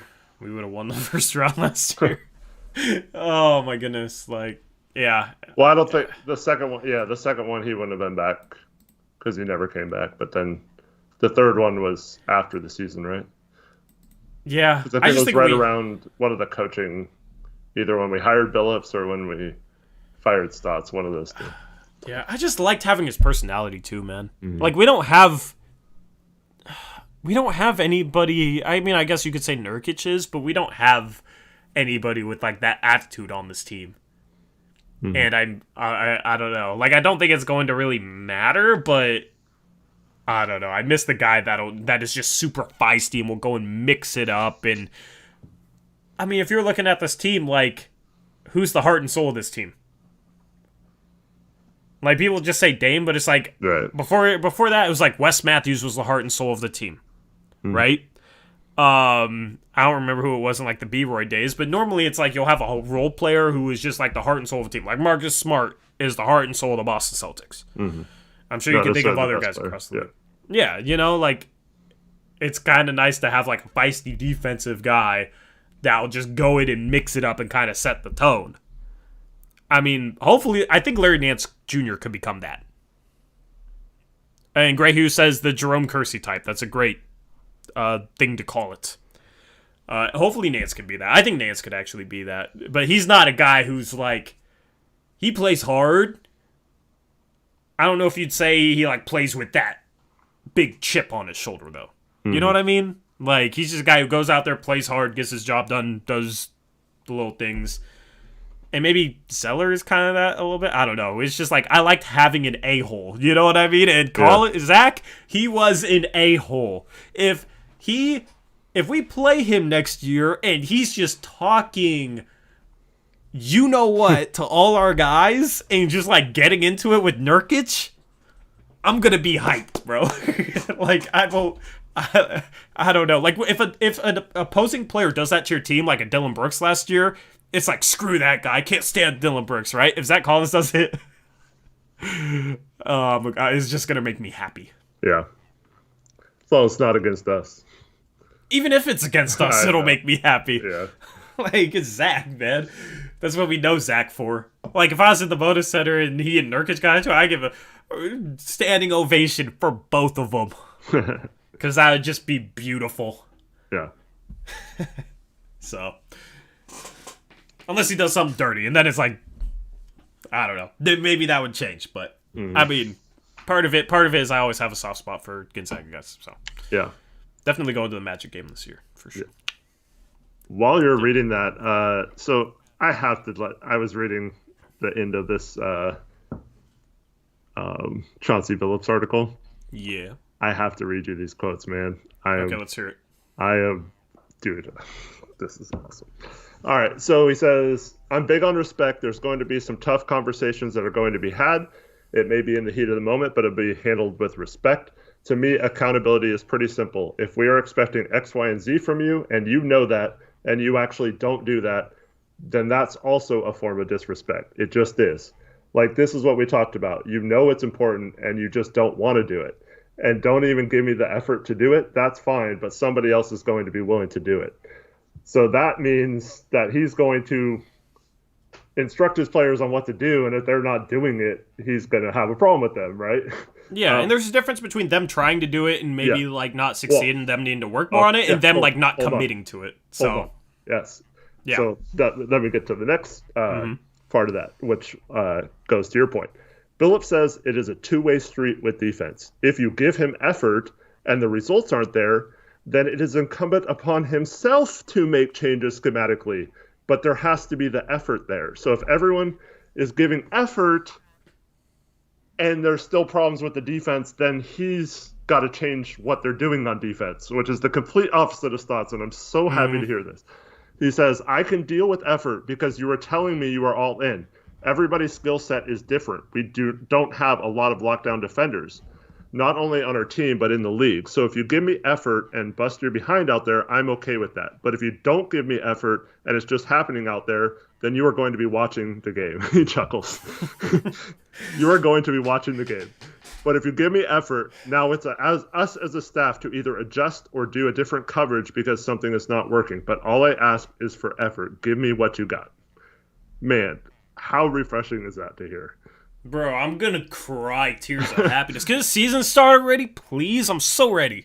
Dude, this is all we've been asking for. It's just like, it's just like, I don't know, to opposing fans, it might be like, really? Like, you guys are that happy about that? But they don't know the pain that we've dealt with for so long. But that... we were just like begging Stotts, like, please just take accountability once this season, all right? Please just try to blitz like once every 10 games, change up your defense once every 10 games, hopefully, please. And then okay, we got Steph Curry, game 1 of the Western Conference Finals. Please don't be a moron and come out playing drop against him. That's how you're gonna get crushed. And then he does it in game 1. And then he argues with a reporter afterwards about it.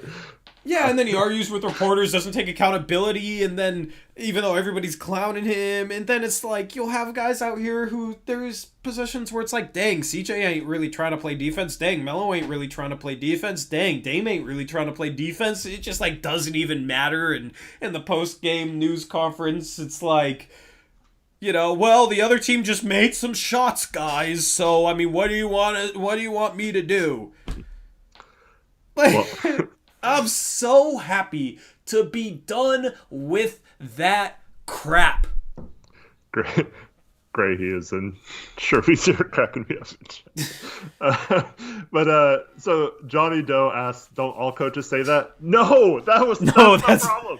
Stotts last year. Oh, we had the 29th ranked defense with Derrick Jones. We had the 29th defense without him. Multiple times he said that, well, I don't have the person to run the scheme I want to run. That's not coaching. That's Terry Stotts never said anything close to that. Yeah, so this is exactly what we've been talking about. You have to try different things if your defense isn't working. And on top of all that, we were horrible on defense the last 2 years. Absolutely terrible. The third worst defense of all time this last year.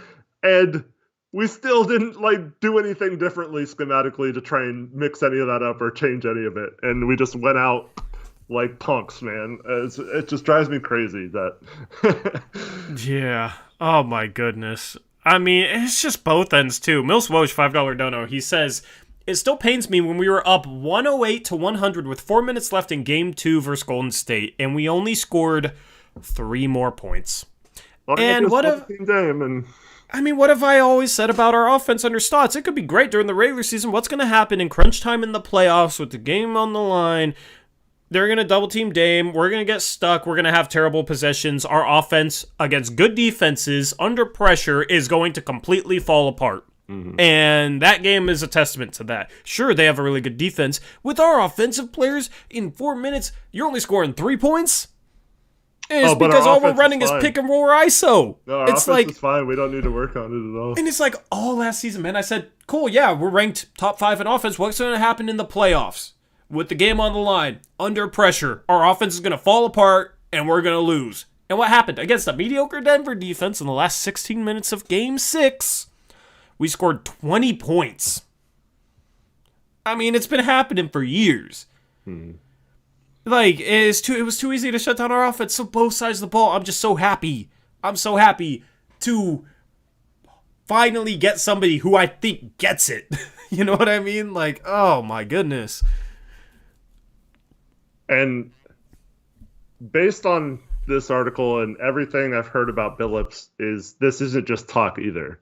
Like, he will hold himself to the same standard that he holds other people, and that's why he's so well respected around the league. So, yeah, I'm so thrilled. And I do want to answer Gray Hughes' question, even though you said you kind of answered it in chat. But he asked, why do you think Stotts was like that?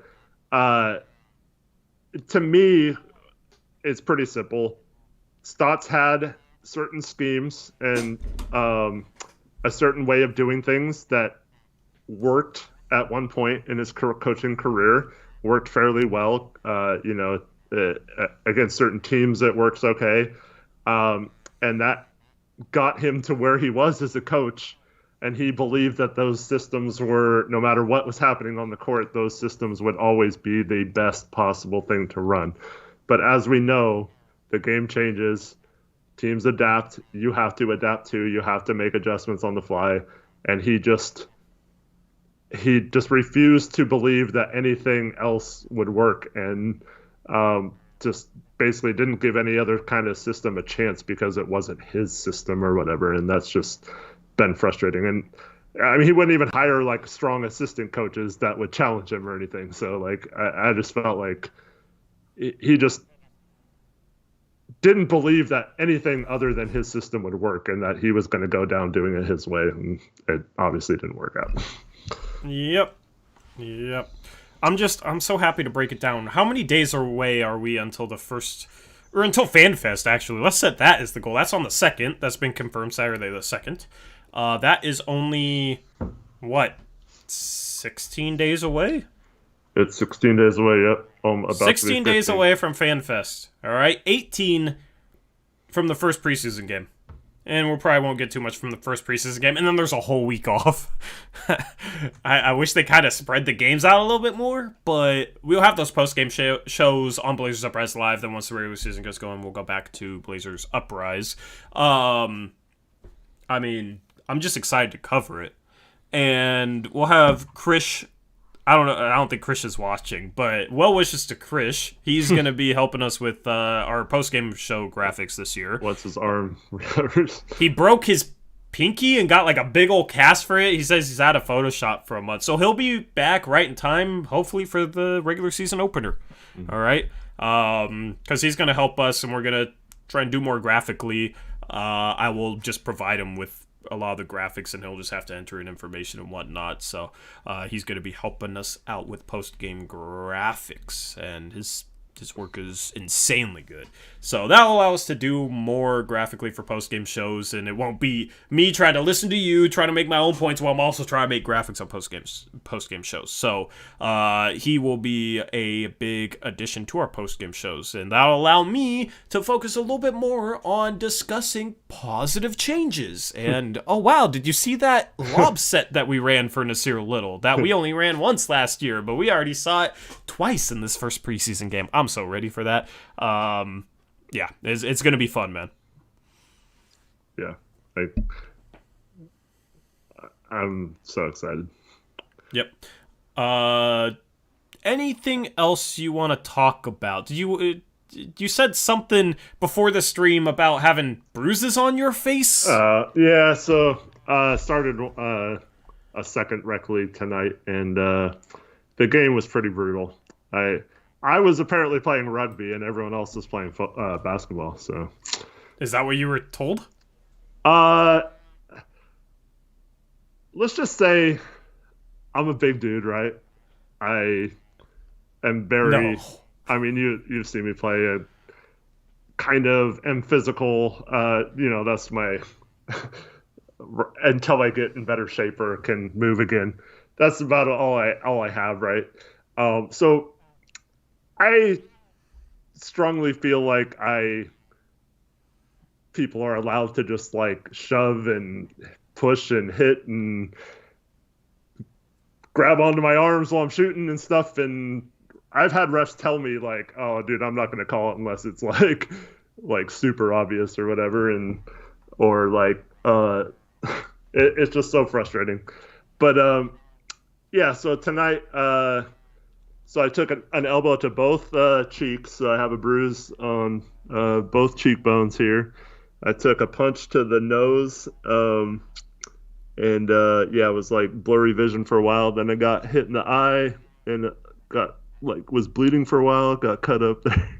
So yeah, pretty rough game, but we pulled out the win. So I guess that's all that matters. But yeah, it's just playing the. We had this freaking guy who like every time a rebound goes up, he'd like throw his elbows up high, you know. I hate those. Yeah, that's how I broke my nose. Yeah. I jumped in. I was jumping for a board. The first time I broke my nose, the first time, sadly, I was just jumping for this board, and this guy just throws his elbow towards my face to grab it, and I jump into his elbow while he's throwing it back. That was not fun. So I hate people that do that. Yeah. So I got just with my face 4 times, and then stupid like where they undercut you, you know, when you jump, or like shove you down low when you're in the air. And I landed on my wrist funny one of the times, and this dude was like, "Oh, you're flopping." I'm just like, dude, I usually don't get into it with other teams' players, but this guy was being really dirty and stuff. So yeah, it wasn't just like one play either. It's frustrating, but like the refs just don't call shit, so it lets it go. Yeah, very frustrating. Yeah, I mean, I've played against you. There's a guy in our rec league, like, he would put your physicality to shame. No offense. Yeah, I'm not. No offense taken. Like, I this was dude never is like like that until I put on weight.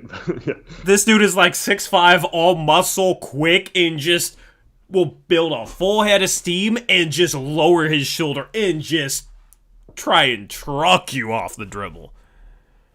And it's not a fun time. Like, see, I like those kind of battles if it's like, you know, just you guys are going at it basketball wise. But this was like, this person was not playing basketball at all. He was just like, I don't know. If I didn't know any better, it was like he was trying to hurt me or something. You know, it's just BS. I hate those because, like, if it's a real game, I'm just standing there and he's running into me and it's a charge. Like, every single time.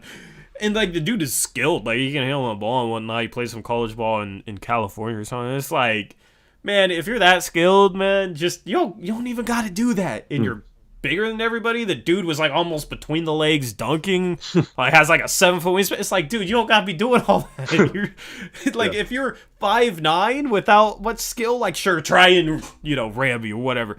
It's like, so that's kind of where I'll get into it a little bit. And, you know, that's something that I've had to deal with. But, like, playing against you, it's like, you're physical, but it's not, you're like physical in the post. You're not physical where you'll like build up a head of steam and be going like fast, no offense, and just try to bowl over guys. You know what I mean? You're a post guy, so you expect that down there.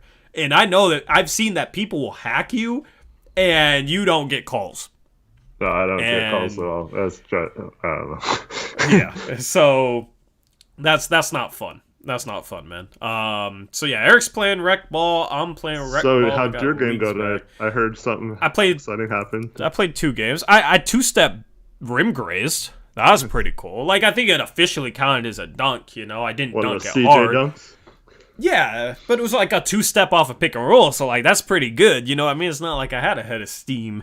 So if I can rim graze in a game, I'm happy with myself. The shot wasn't there today like it has been, but you know, we throwing dimes, we playmaking and all that. I need to get guys from my gym together for a Portland City League game, and then like find a way to play you, and then we can stream it because I know people will tune in, and we can go and get Jordan Kent to commentate it, and he can scream "paint it" when I hit a 3 in your face, Eric. Okay. Then I'll be a Jordan Kent fan. No, instead he'll like talk about how we're both complaining to the refs like you did in Rip City 3-on-3.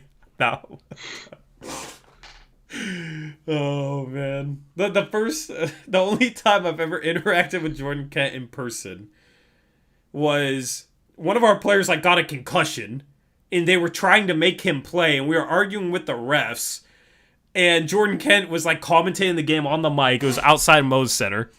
And he's like, something like, they better be careful talking to the refs like that, or something like. I just shot him a death glare. And well, we had DAntoni, and he's like a ref, so he knew the protocol, and they weren't following it and stuff. Yeah. Yeah, so DAntoni was like getting all mad. So I just shot Jordan Kent this death glare. And he's like, whoa, chill out. I don't remember what he said, but he's I'm like, whoa, chill out, man. I'm just the commentator. Oh, that game was such a mess. Dude, like all our Rip City 3-on-3 games are a mess. Yeah. When it's not that, it's DAntoni trying to fight the guy. Oh, man. I wish they had it this year, man. It's been 2 years canceled, so... Yeah, next year. Anyway. Yeah, but that's why these Thursday streams, just expect Thursday streams like 9:50-ish, because I got Rec League till 9, and the game before went to OT. I hit a game winner. Nice. Actually, what am I talking about my two-step rim grazer? We were down 3 with like 5 seconds left. I was in the left corner. I hit a step back fading left, kind of like that Dame step back, with a hand on my face to send it to OT. Then I thought we were down 1 when we were up 1. Oh, you pulled a J.R. Smith? Bro, okay, here's what happened. What? We hit it. No. So, it's like call your own fouls. It was with like a scoreboard, score clock. So like that, it's like a rec league, but it's call your own foul. So here's what happened. We hit a 3. I got the assist on that 3, of course. We hit a 3 to start off overtime. It's only a 2-minute overtime because there's like another game scheduled. My game went into overtime too, and it was also a 2-minute overtime. Yeah, 2-minute overtime. So I'm cool with that. So a 2-minute overtime. We hit a 3, right? And then they go down. They hit a 2. And then, like, the guy called a foul, but he's soft-spoken, so we didn't hear it until we were down on the other end of the court. So then everybody was confused, like, wait, are you calling a foul on that? He's like, I got hit in the head. So I was like, okay, we'll give him his free throw. It's free throw in overtime. So he missed it, right? And then we go down. I missed, like, a floater. So in my mind, I was like, okay, we scored, and then he had a 3-point play. And it's like... I thought we were down 1, right? So that's what I was thinking. So I go and foul this guy when we're up 1. And then he ties it. He makes 1 of 2. We go down the other end. It was like a broken play, 4 on the shot clock, 6 left on the game clock. I hit a side step like NBA range 3. Because I was mad. I was like, I just let him tie it because I thought we were losing when we were winning. I have to make this 3. So then I hit a game winner with about 5 seconds left from deep, man, on a broken play. So that was dope. But that was the first time I've made that mistake in any game. Wait, so you won by 4 or 2? We won by they tied it at the free throw line. Oh, okay. Because we were up 1. Yeah. So then he made 1 or 2 free throws to tie it, and then I hit the game winner. So I had to make up for it, dude. I felt so bad. I'm like, sorry, y'all. Hopefully that made up for it. Cause did you slap the wrist? Nah. I'm not Gabe, man. I don't celebrate like Gabe. Oh my goodness, I wish Gabe was in here. He was in here at the Star stream, but yeah, I don't celebrate like Gabe does. Yeah, Johnny Doe, it is a call your own foul league and Tori's league. I don't know how I would deal with some of this crap and if I played in a call your own foul league. It'd probably be better for you. Well, it would be, but like I don't like calling my own fouls either. But yeah, but it's like if you're getting like elbowed in the face going up, or just somebody just hacks your arm and you call it, like people aren't gonna argue that. Yeah. It's not gonna be drawn. It's just gonna be like, And if that's somebody on my team followed you, I'm like, you know what, good foul. And then you guys check up. Right? There's no free throws until the last 2 minutes of each half. Right? So a lot of times guys will just like be physical and try and go after the ball, but like hack a big guy. And when that happens, like it's not drama or anything. So it'd actually probably be more fair for you. Yeah. So like if people were just like, oh, call your own foul rec league, you seem stupid. But for the most part, it's just like if you're honest about it, it's fine. Yeah. We had like a guy on my team on defense fouled somebody else. or said he fouled somebody else. So, like, the defender called his own foul. Right. And then the guy on offense was like, no, you didn't foul me. I don't want that. I don't want that. I don't want that. So we actually there's an argument today going the opposite way you would expect. So just as long as people are cool about it, it's fine. Well, yeah, I really want you to play in a league that has refs and. Dude, I'll get to the line all day. Yeah. Actually, no. If they treat me like they treat you, I'll be miserable, man. They don't treat anyone else like me. I'm the only one in the league that doesn't. Do they call, like, hand checks and shoving and that type of stuff? Like, out on the perimeter at all? They do with most people, yeah. They'll call that kind of stuff, yeah. Because that's how guys try and defend me. They just push and that type of stuff. And it's like, I wish I could play in a league. Shoot, your league would probably be better for me. My league would probably be better for you. So, yeah, because that's the thing I can't stand is... It's like, I'll be out on the perimeter. It's like, I'm 6'4", you're 6 foot, you're quicker than me, right? I can still get by guys because I know how to dribble, I know how to move with the ball, but it's like, I'll, like, cross a guy up, get a step on him, and then they'll just push me. And it's like, I don't want to call it, because then it's just, might start arguments and yada, yada, yada, whatever. Like, it can go downhill, so I won't call it, and they'll just get away just shoving me. And it's frustrating. So, yeah, that's the one part where it's a problem. Yeah. I hope you guys do it. I'd be interested to see how you do against some teams. Dude, like, even if they don't play you, just, like, knowing some of the teams there. Yeah. Yeah, if we had, like, if we fielded the best team possible, we would be, like, we'd be good. We would be a team that would just run and just launch, because we got shooters in this league. Hassan would be proud. But we got like size too, like guys that know how to defend 6'5", 6'6", that can defend out on the perimeter and that type of stuff. Like it would be fun. It would be fun. I want to get. It would just be different too, because we're used to like kind of playing against each other, and everybody's kind of the best player on their own teams or whatever. It'd be interesting to like combine all that and see how we would play in like a legitimate league. Yeah. So I will say right now, like I was telling you off air, I don't know. I think it's because of the pandemic or whatever, but there's not a lot of teams right now, and they're having trouble fielding enough teams to like play different ones consistently, and then so I don't know. Right now it's kind of sketch, but like usually there's some really good teams in that league, especially in the upper division. So yeah. There's a lot of former like college players and stuff. Yeah, I want to play against you in a like indoor court game. 5-on-5, yeah. Yeah, just as long as I can push the ball, man. If I can orchestrate, we're good. But that's the thing where it's like if we have a bunch of players that deserve the ball in their hands, that's kind of why I want to see how that would go. Yeah. But I mean, I don't know. That'd be a good video. We could mic both us up or something. I don't know, man. Go ahead. We have the opposite problem on my team that I played with tonight. Like, I love all the guys on the team, but they're all kind of smaller. So, like, I'm the only big, and yeah, we kind of had the situation where like no one was moving, no one was wanting to take shots for a while at the beginning of the game. It's like we got to generate some offense somehow, guys. Come on. Yeah.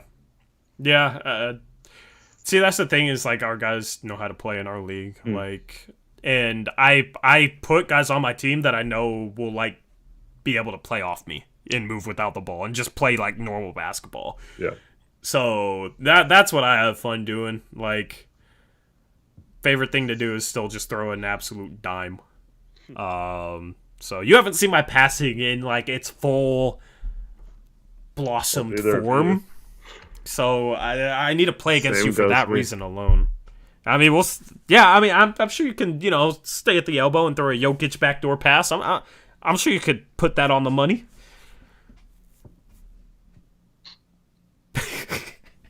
Yes, I can. You just gotta let the compliment hang there. Wow, man. All right. Not gonna compliment Eric's passing again. I was waiting for the butt. No, I set it up. I know that's how I set it up too. Yeah. I mean, I haven't seen a pass. I haven't seen you I mean, I don't know. I haven't seen you like struggle with the pass before, so I don't know. I You was might be knocking Jokic. people out on that one time we played full court at Mount Tabor, but you weren't really paying attention.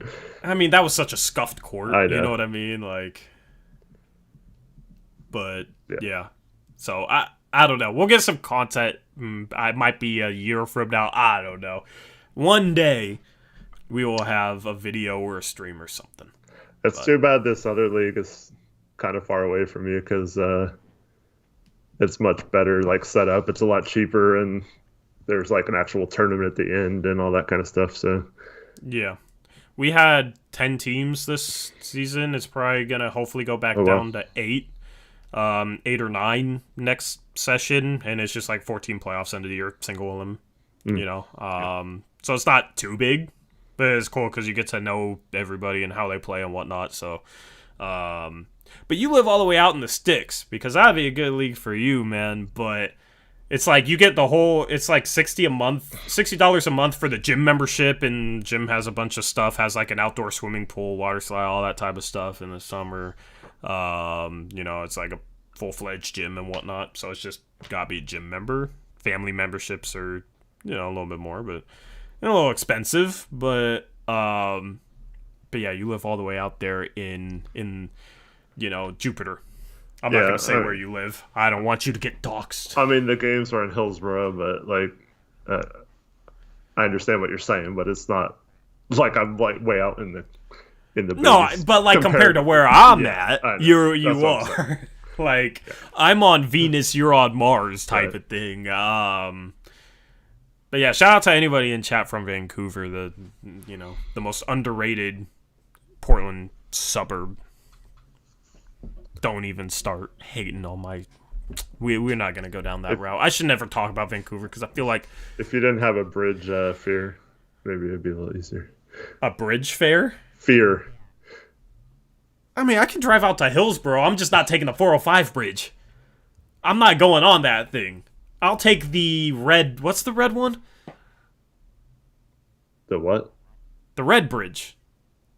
I don't know. Broadway. I'll take the Broadway bridge. I'll take a little detour, say what's up to Moda, and take the Broadway bridge. I'm not going up on the 405 bridge. If there's an earthquake, man, that's gonna be a horrible way to go. Yeah. I get anxiety. I don't like heights, guys. All right, so that bridge is too tall. Too tall for me. You don't like heights, but you like dunking.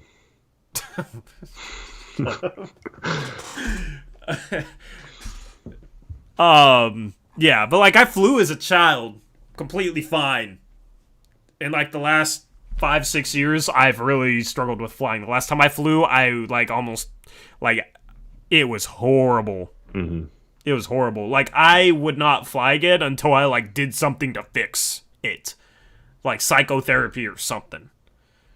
I don't want to have to rely on medication to be able to fly because apparently, like I've heard that if you take Xanax, is that what people take for flying?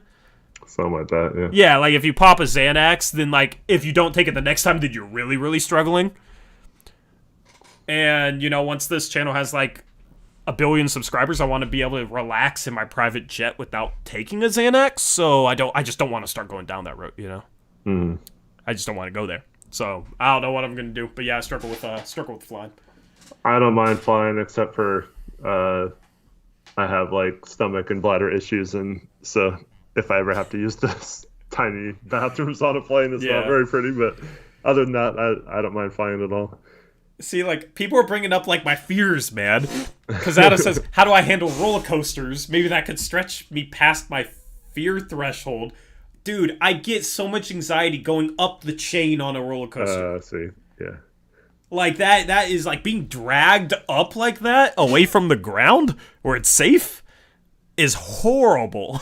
Like, I will not go on roller coasters. Like, I've gotten better with the rest of the roller coaster. I used to, like, hate that. And now I kind of, I'll enjoy the rest of it for the most part. But, like, being up that high, no, I'm not doing that, man. I will not. I won't do the thing that, like, goes up in the air and then drops, or shoots up in the air, whatever it was. Like any tall stuff like that is just a no-go for me. I'll go on a Ferris wheel, but I don't ride roller coasters. Yeah, I love roller coasters. Yeah, I had something happen to where I have to have like a patch or whatever so I don't get dizzy or whatever.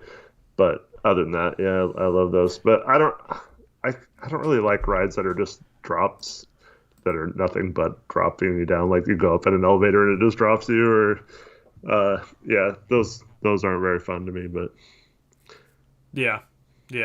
And the anxiety is not worth the joy of the rest of it. Because I don't even enjoy the rest of it that much. I've just become it's become tolerable. So you need to go somewhere like Disneyland or something where there's like roller coasters, but they're not like huge drop ones or anything like that. No, do you know what's the one with the launch? The Screaming Over California or whatever it was called? I think it's called something different now. But the one that had the launch from the bottom? Yeah. I love that one because there was no chain going up. And it was like encapsulated at the top or whatever. Yeah, so that was dope. Yeah. That's it's now called the Incredicoaster. It's like Incredibles themed. It's got theme everything. Yeah. It's pretty. Yeah. So somebody. You go down on the water there, and it's like 5, 4, 3, 2, 1. You just go. Yeah. Yeah. I mean that part this is a little stressful, but right. I don't know. The chains. That's the thing. I tell people, I don't like the chain part of the roller coaster. They act like I'm crazy. But Johnny Doe asked if I've been in the nosebleed seats in Moda. Yeah, I don't have any problem with the nosebleed seats. Like, I don't know. How do you feel about droopy bugs? What? Droopy nose. Why? What does that have to do with anything, man? Nothing. You're just bringing up your fears. Bro, that was a weird looking bug, and I proved it, and I showed you the picture, and even you said, yeah, that's kind of a weird looking bug. Yeah. That, like, I don't know. I saw something on Twitter. I don't know what. We're just going all over the place. It's on Twitter right now. The New York Times. It's in, like, the What's Happening tab on the right. If you see this beautiful insect, please kill it. I was cracking up at that before the stream. I saw that too, yeah. Yeah, but, like, buildings, I'm okay. Like, I'm probably not going to go to the 100th story of a building. But, like, 20th floor, 30th floor, like, that's okay. Yeah. But I get stressed out by elevators now. So you wouldn't go to, like, the top of the Empire State Building or anything? I've been to the top of the Empire State Building. Oh, okay. As like a 5-year-old. Oh, okay. And I was chilling. Apparently, I asked my mom, hey, Mom, what if I dropped a penny off the edge? She was like, it might kill someone. I'm like, it's just a penny.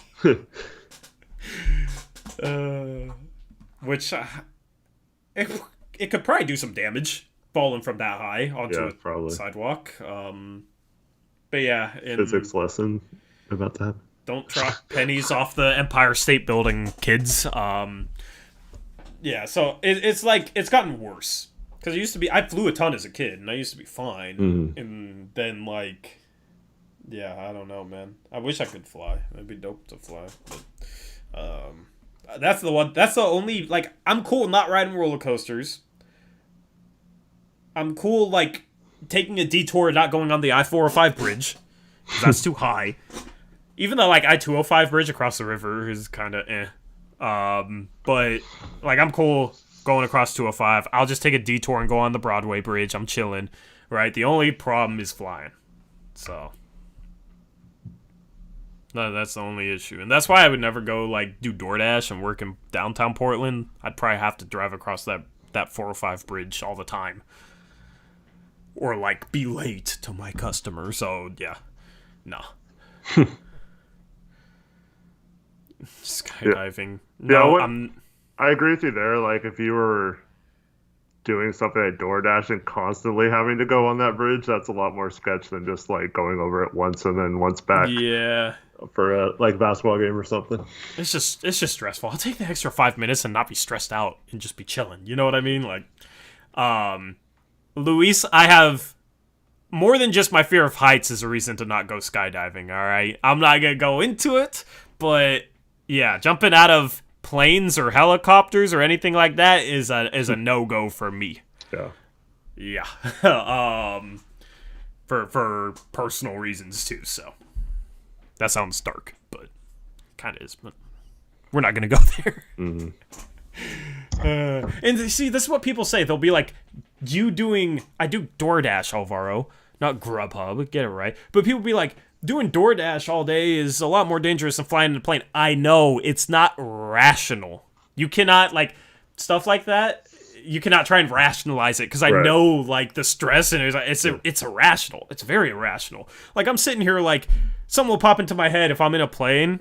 Now, it's like, what if just the bottom falls out of this plane? Like, the only thing separating me from a 5-mile drop is, like, just like 30 feet of metal. You know what I mean? Like, I'll think stuff like that. You know what I mean? And it's very irrational, but, like, you can't help it. Like, I don't choose to, be stressed out flying planes or whatnot. Like, anybody that's stressed out flying planes, they're not why would somebody choose to be stressed out by that? It's not a choice. Like, I can't just think rational thoughts to make it go away, or else I definitely wouldn't. It'd be easy. Yeah. That's the problem with the fear. Yeah, but like Gray says, I always think while I'm in the air, why are we here and how? That's it gets like, deep emotionally. Dude, but it's just like, if you think about it, it's crazy, man. Like, it's crazy that humans have just built this thing that can do that. You know what I mean? Like, imagine telling somebody in 1800, like, yeah, there's going to be these big flying machines of metal that's going to weigh a ton, and they're going to fly like a bird 5 miles in the air. Like, it's just, I don't know. It's just crazy to me. So, like, I'll think stuff like that, too. I can relate to Gray on that. Like, man, the ground is 5 miles away. It's crazy. So, yeah. I don't necessarily think that, but I'm always, like, once we land, I'm always like, oh, thank goodness. I've never even experienced... Yeah. I've never even really experienced bad turbulence. I would probably die. Like, oh, man. Because I already don't really like that feeling. That's why I didn't really, I don't know. Like, some roller coasters I've liked, but still, like, that in an airplane is scary, man. Yeah. So, I don't know. I'm gonna have to figure it out. Psychotherapy is, like, maybe what I'm gonna try, but, like, that just seems, I don't know. That's where you get, like, hypnotized and, yeah, if you want to know what psychotherapy is, if you don't, go look it up. But that, and if not that, then a Xanax. Or something. So. But, I've heard the way to deal with turbulence is to pretend like you're on an ocean and it's just like waves. I don't know. That's what I've been in some pretty bad turbulent situations. There's no way to, like, rationalize it. You think you're going to die. Dude, but, like, pilots, it's just fine. like... Yeah. Oh, we deal with this all the time, but, well, like, I don't know. Yeah. Because, like, I think it would be dope to be a pilot. Like, if I wasn't scared of flying, I would have been scared to have, like, control of 200 people 5 miles off the ground. Like, that's a lot of control. Yeah. Their lives are in your hands, man. But, like, I love airports, and I think airplanes are dope, and all of it. So, but yeah, I'm not a... if I was in the NBA, I'd be I don't know. Royce White had other stuff that he was struggling with that I'm definitely not. But, like, I always thought, like, what if I'm an NBA player? Dude, those planes are so nice, so you probably wouldn't even you're just notice chilling. it as much. Yeah. And they probably avoid, like, that's what I've heard is, like, commercial jets, they can't, like, they have a schedule and whatnot, so they kind of, sometimes they'll have to go through turbulence, where if you're just on a private jet, you can maneuver around it. I don't know if that's true. I think I've read that somewhere, so, just gotta get to that level. So, subscribe if you're new. But yeah, I don't even know how we got on this. I don't know, man. You brought up the 405 bridge with basketball or something. Yeah. So anyway, it's been a while since we've gone on a tangent, man. Throw it back to the OG days of having post game shows. We used to have a lot of really good conversations and whatnot. But yeah, so anything else you want to touch upon for this wonderful stream? No, thank you everyone for tuning in, and especially the 80 of you who are still watching. We really appreciate all of you, and looking forward to the season beginning here in a few weeks. Yep, so we'll have another stream on Monday. And then we'll have another stream the Thursday after that. Then we'll have another stream on Monday. We'll have another stream on Thursday. And then on the next Monday, we'll have a post-game show instead of Blazers Uprise. Well, it'll still be Blazers Uprise Live because we're doing the preseason post-game shows right here on this channel. And then regular season will, of course, move back to the main channel for those. But yeah, so we got 4 streams. And then we'll have a post-game show. That game on the 4th is on a Monday, so that'll take the place of Blazers Uprise Live. And then no game on the 7th, which is the first Thursday of October. So we'll have a normal Blazers Uprise Live at 9:30 p.m., right? And then we play the 11th, 13th, and 15th. So we'll have 3 post-game shows that week of October. And then the 14th is a Thursday, so I guess we'll have 4 streams. I don't know if we need to do a Blazers Uprise Live on that Thursday since we're doing 3 post-game shows that week. I don't know. We'll figure it out. But Blazers Uprise Live will go back to 3:30 p.m. Pacific Standard Time starting on October 21st. The season kicks off the 19th, which is a Tuesday. So we'll have a 9:30 p.m. stream the Monday night before. And then on the 21st, that Thursday, we will have our first episode of Picks Against the Spread. And we'll get back into that. And now we have shiny polls that we can put in chat to make things easier. No more miscounting or worrying about counting all the stupid... Or taking only 15. We can get everyone's vote and, yeah. So I'll be designing new graphics for, like, a new base set of graphics for Picks Against the Spread. I will try and have the polls that I post in the Picks Against the Spreadsheet so you guys can see it on the screen, the live results for the polls as people are voting. But yeah, Thursday the 21st of October, Blazers Uprise Live will move from 9:30 to 10 p.m. Pacific Time to 3:30 p.m. Pacific Time, and will be more a little bit more consistent with the start times for those. And yeah, so that's when we will transition back to that start time for streams. So you're telling me we only have 4 more of these shows until we can start talking about actual basketball? Yeah. That's awesome. Yep. So I love the shorter off seasons, man. I know. Those long, the regular ones, once you get into this time, you're just oh man. Next year's off season is going to feel so long. Yeah. So long. Well, not for the Blazers because they'll be playing in the finals. Yeah, but I mean, No, I know. I mean, we'll have the draft and the free agency right at the beginning of the off season again. Mm-hmm. It's kind of cool how it was a few weeks after the end of the season now. Yeah, I kind of wish that was the case. I kind of wish it was in mid-July, because that's the thing is even if we played to late June this year, we didn't have the draft until the end of July, and then free agency was the start of August. So we had a lead up to that kind of built the suspense for it. Was able to do multiple videos just kind of previewing that after the finals when there was just kind of that little lull. Mm-hmm. Now it's that'll be, even if we make the finals and play into the end of June or whatever, that stuff's going to be right after. So that stuff's going to be first week of July. End of June, first week of July. So after that, it'll be an extra month. Mm. And that extra month is probably going to feel like 2 extra months because we had a very short off-season last off-season, and then of course this off-season was a month shorter. So yeah. I would be down for them to stretch out the games a little bit and make the offseason a little bit shorter. I wonder if the players would like that. A little bit less back-to-backs. I heard they didn't want to cut into their summertime, though. Yeah. But. So, yeah, we'll transition back. And then schedule breakdown tomorrow, or, the stream kind of long, so it might come the next day, but we'll get that out, and then we're going to start the player preview series, so that'll be dope. Very cool. Yep, so anything you want to add, Eric? Just also, got some more articles coming out soon on the website. So make sure you check out blazersuprise.com if you haven't already.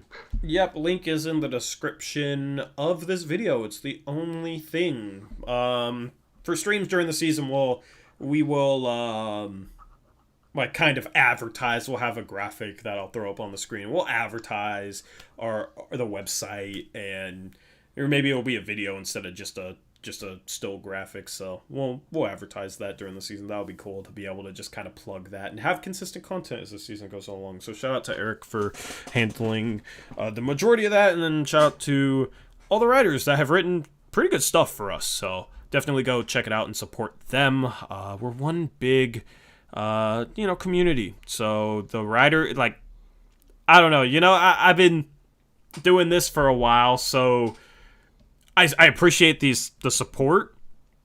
Our writers are new to this. Like, I feel like if you're supportive of them, it's going to mean a lot to them. And there's been some good stuff that's been put out that they've been working hard on. So definitely, if you see them, on Twitter tweeting about it, support them. It would mean a lot to them, I think. So anyway, that's going to be a wrap for this stream. Thank you for tuning in. Thank you for hanging out with us past midnight. I hope you have a good weekend. We'll be back with it on Monday, talking about if we should give contract extensions to Rocco, Nurkic, and Simons that we've saved for the next stream. And we'll talk about anything new in Blazerland. So if you haven't watched the video I dropped earlier today, right after we sign off here, that's a good time to go watch it. I know you guys like those types of videos, so I dropped one for you today, and hopefully you enjoyed it. I like the Ramble videos because I feel like I can, put in a couple jokes and just kind of be more myself instead of just like, this is the 6th MLE target that we should look at. So yeah. Hopefully you guys enjoy that. Patrick says dope stool, appreciate it, and my stool appreciates it too. With that being said, anything you want to sign up? I always just want to make sure that you say everything you want to say. You can see Tori in his scrubby clothes or whatever. Yeah, so it's like Tori's wearing his scrubby clothes. If you insult me in the comment section or say something like that, you're just getting hidden, man. Like, bro, it's supposed to be a laid-back video. I'm having a laid-back Thursday. I was about to go to the gym and play basketball. The next one needs to be in your robe, though. Yeah, we're a robe next time. Your fireside chat. You need a fireside chat video. I don't know where my robe went, man. I don't know what happened to it. I need to find it. This winter, Tori in a robe by a fireside. You have to have a video about it. Oh my god, man. I think you owe the fans something. I mean, if I had a fireside to be at, then sure, but I don't have a fireside place. So, all right. Anyway, we'll have to find one. Yeah, well, we'll go scouring places, and I'll bring my computer out there and somehow, I don't know, but definitely, I don't know. Outside would be cool. Just switch it up. I know you guys complain about my back, like the last video I did. You're like, you gotta change your background. It's so dark, man. This ain't a professional studio. Looks fine today. Yeah, well, I got the light in the corner, and sometimes I forget to turn it on. But people make a big deal about it, man. I know they just want to see me all lit up, and they want to see my face properly or whatever. But I don't think it's a big deal. Hey, yeah, that's a good idea, Adam. You can get a green screen finally and just have a fire behind you. Yeah, I'll do that instead. But that's the thing is, like, if I get a green screen, Eric just has, the background, and I can't do anything for him. And I don't even know what I'd put on the green screen because people have actually suggested that. So, but that can be your fireside video. That would be funny. Just get some tea and just act all proper. I definitely want to do more, goofy. I don't know, funny stuff. Just for fun, yeah. But also talk about basketball and right. So it's still on topic. Mm-hmm. So maybe I'll have to get a green screen. When I talk about West Brick, I'll have a picture of what Grace says he has bricks behind him for his green screen. I'll get that from him, and whenever I talk about Westbrook, I'll make sure to throw that up. Yeah, because now he's on the Lakers, and we talk about him a lot. Yep. Yep. So, and then if Block Boy's in there and we start talking about Melo, I'll put up a picture of a trash can behind me and just piss him off. You don't have to go that far. If it's not, I wouldn't go that far for Melo. I go that far for Block Boy, though. Oh, okay. You know, my arch nemesis. So, anyway, that's a wrap for the stream. Hopefully, you guys enjoyed it. Thank you for hanging out with us. Have a good weekend. We'll catch you again live on Monday. A couple videos coming out this weekend, so stay tuned, and hopefully you enjoy them. So that's a wrap for this episode of Blazers Uprising Live. Until next time, as always, peace out. Go Blazers.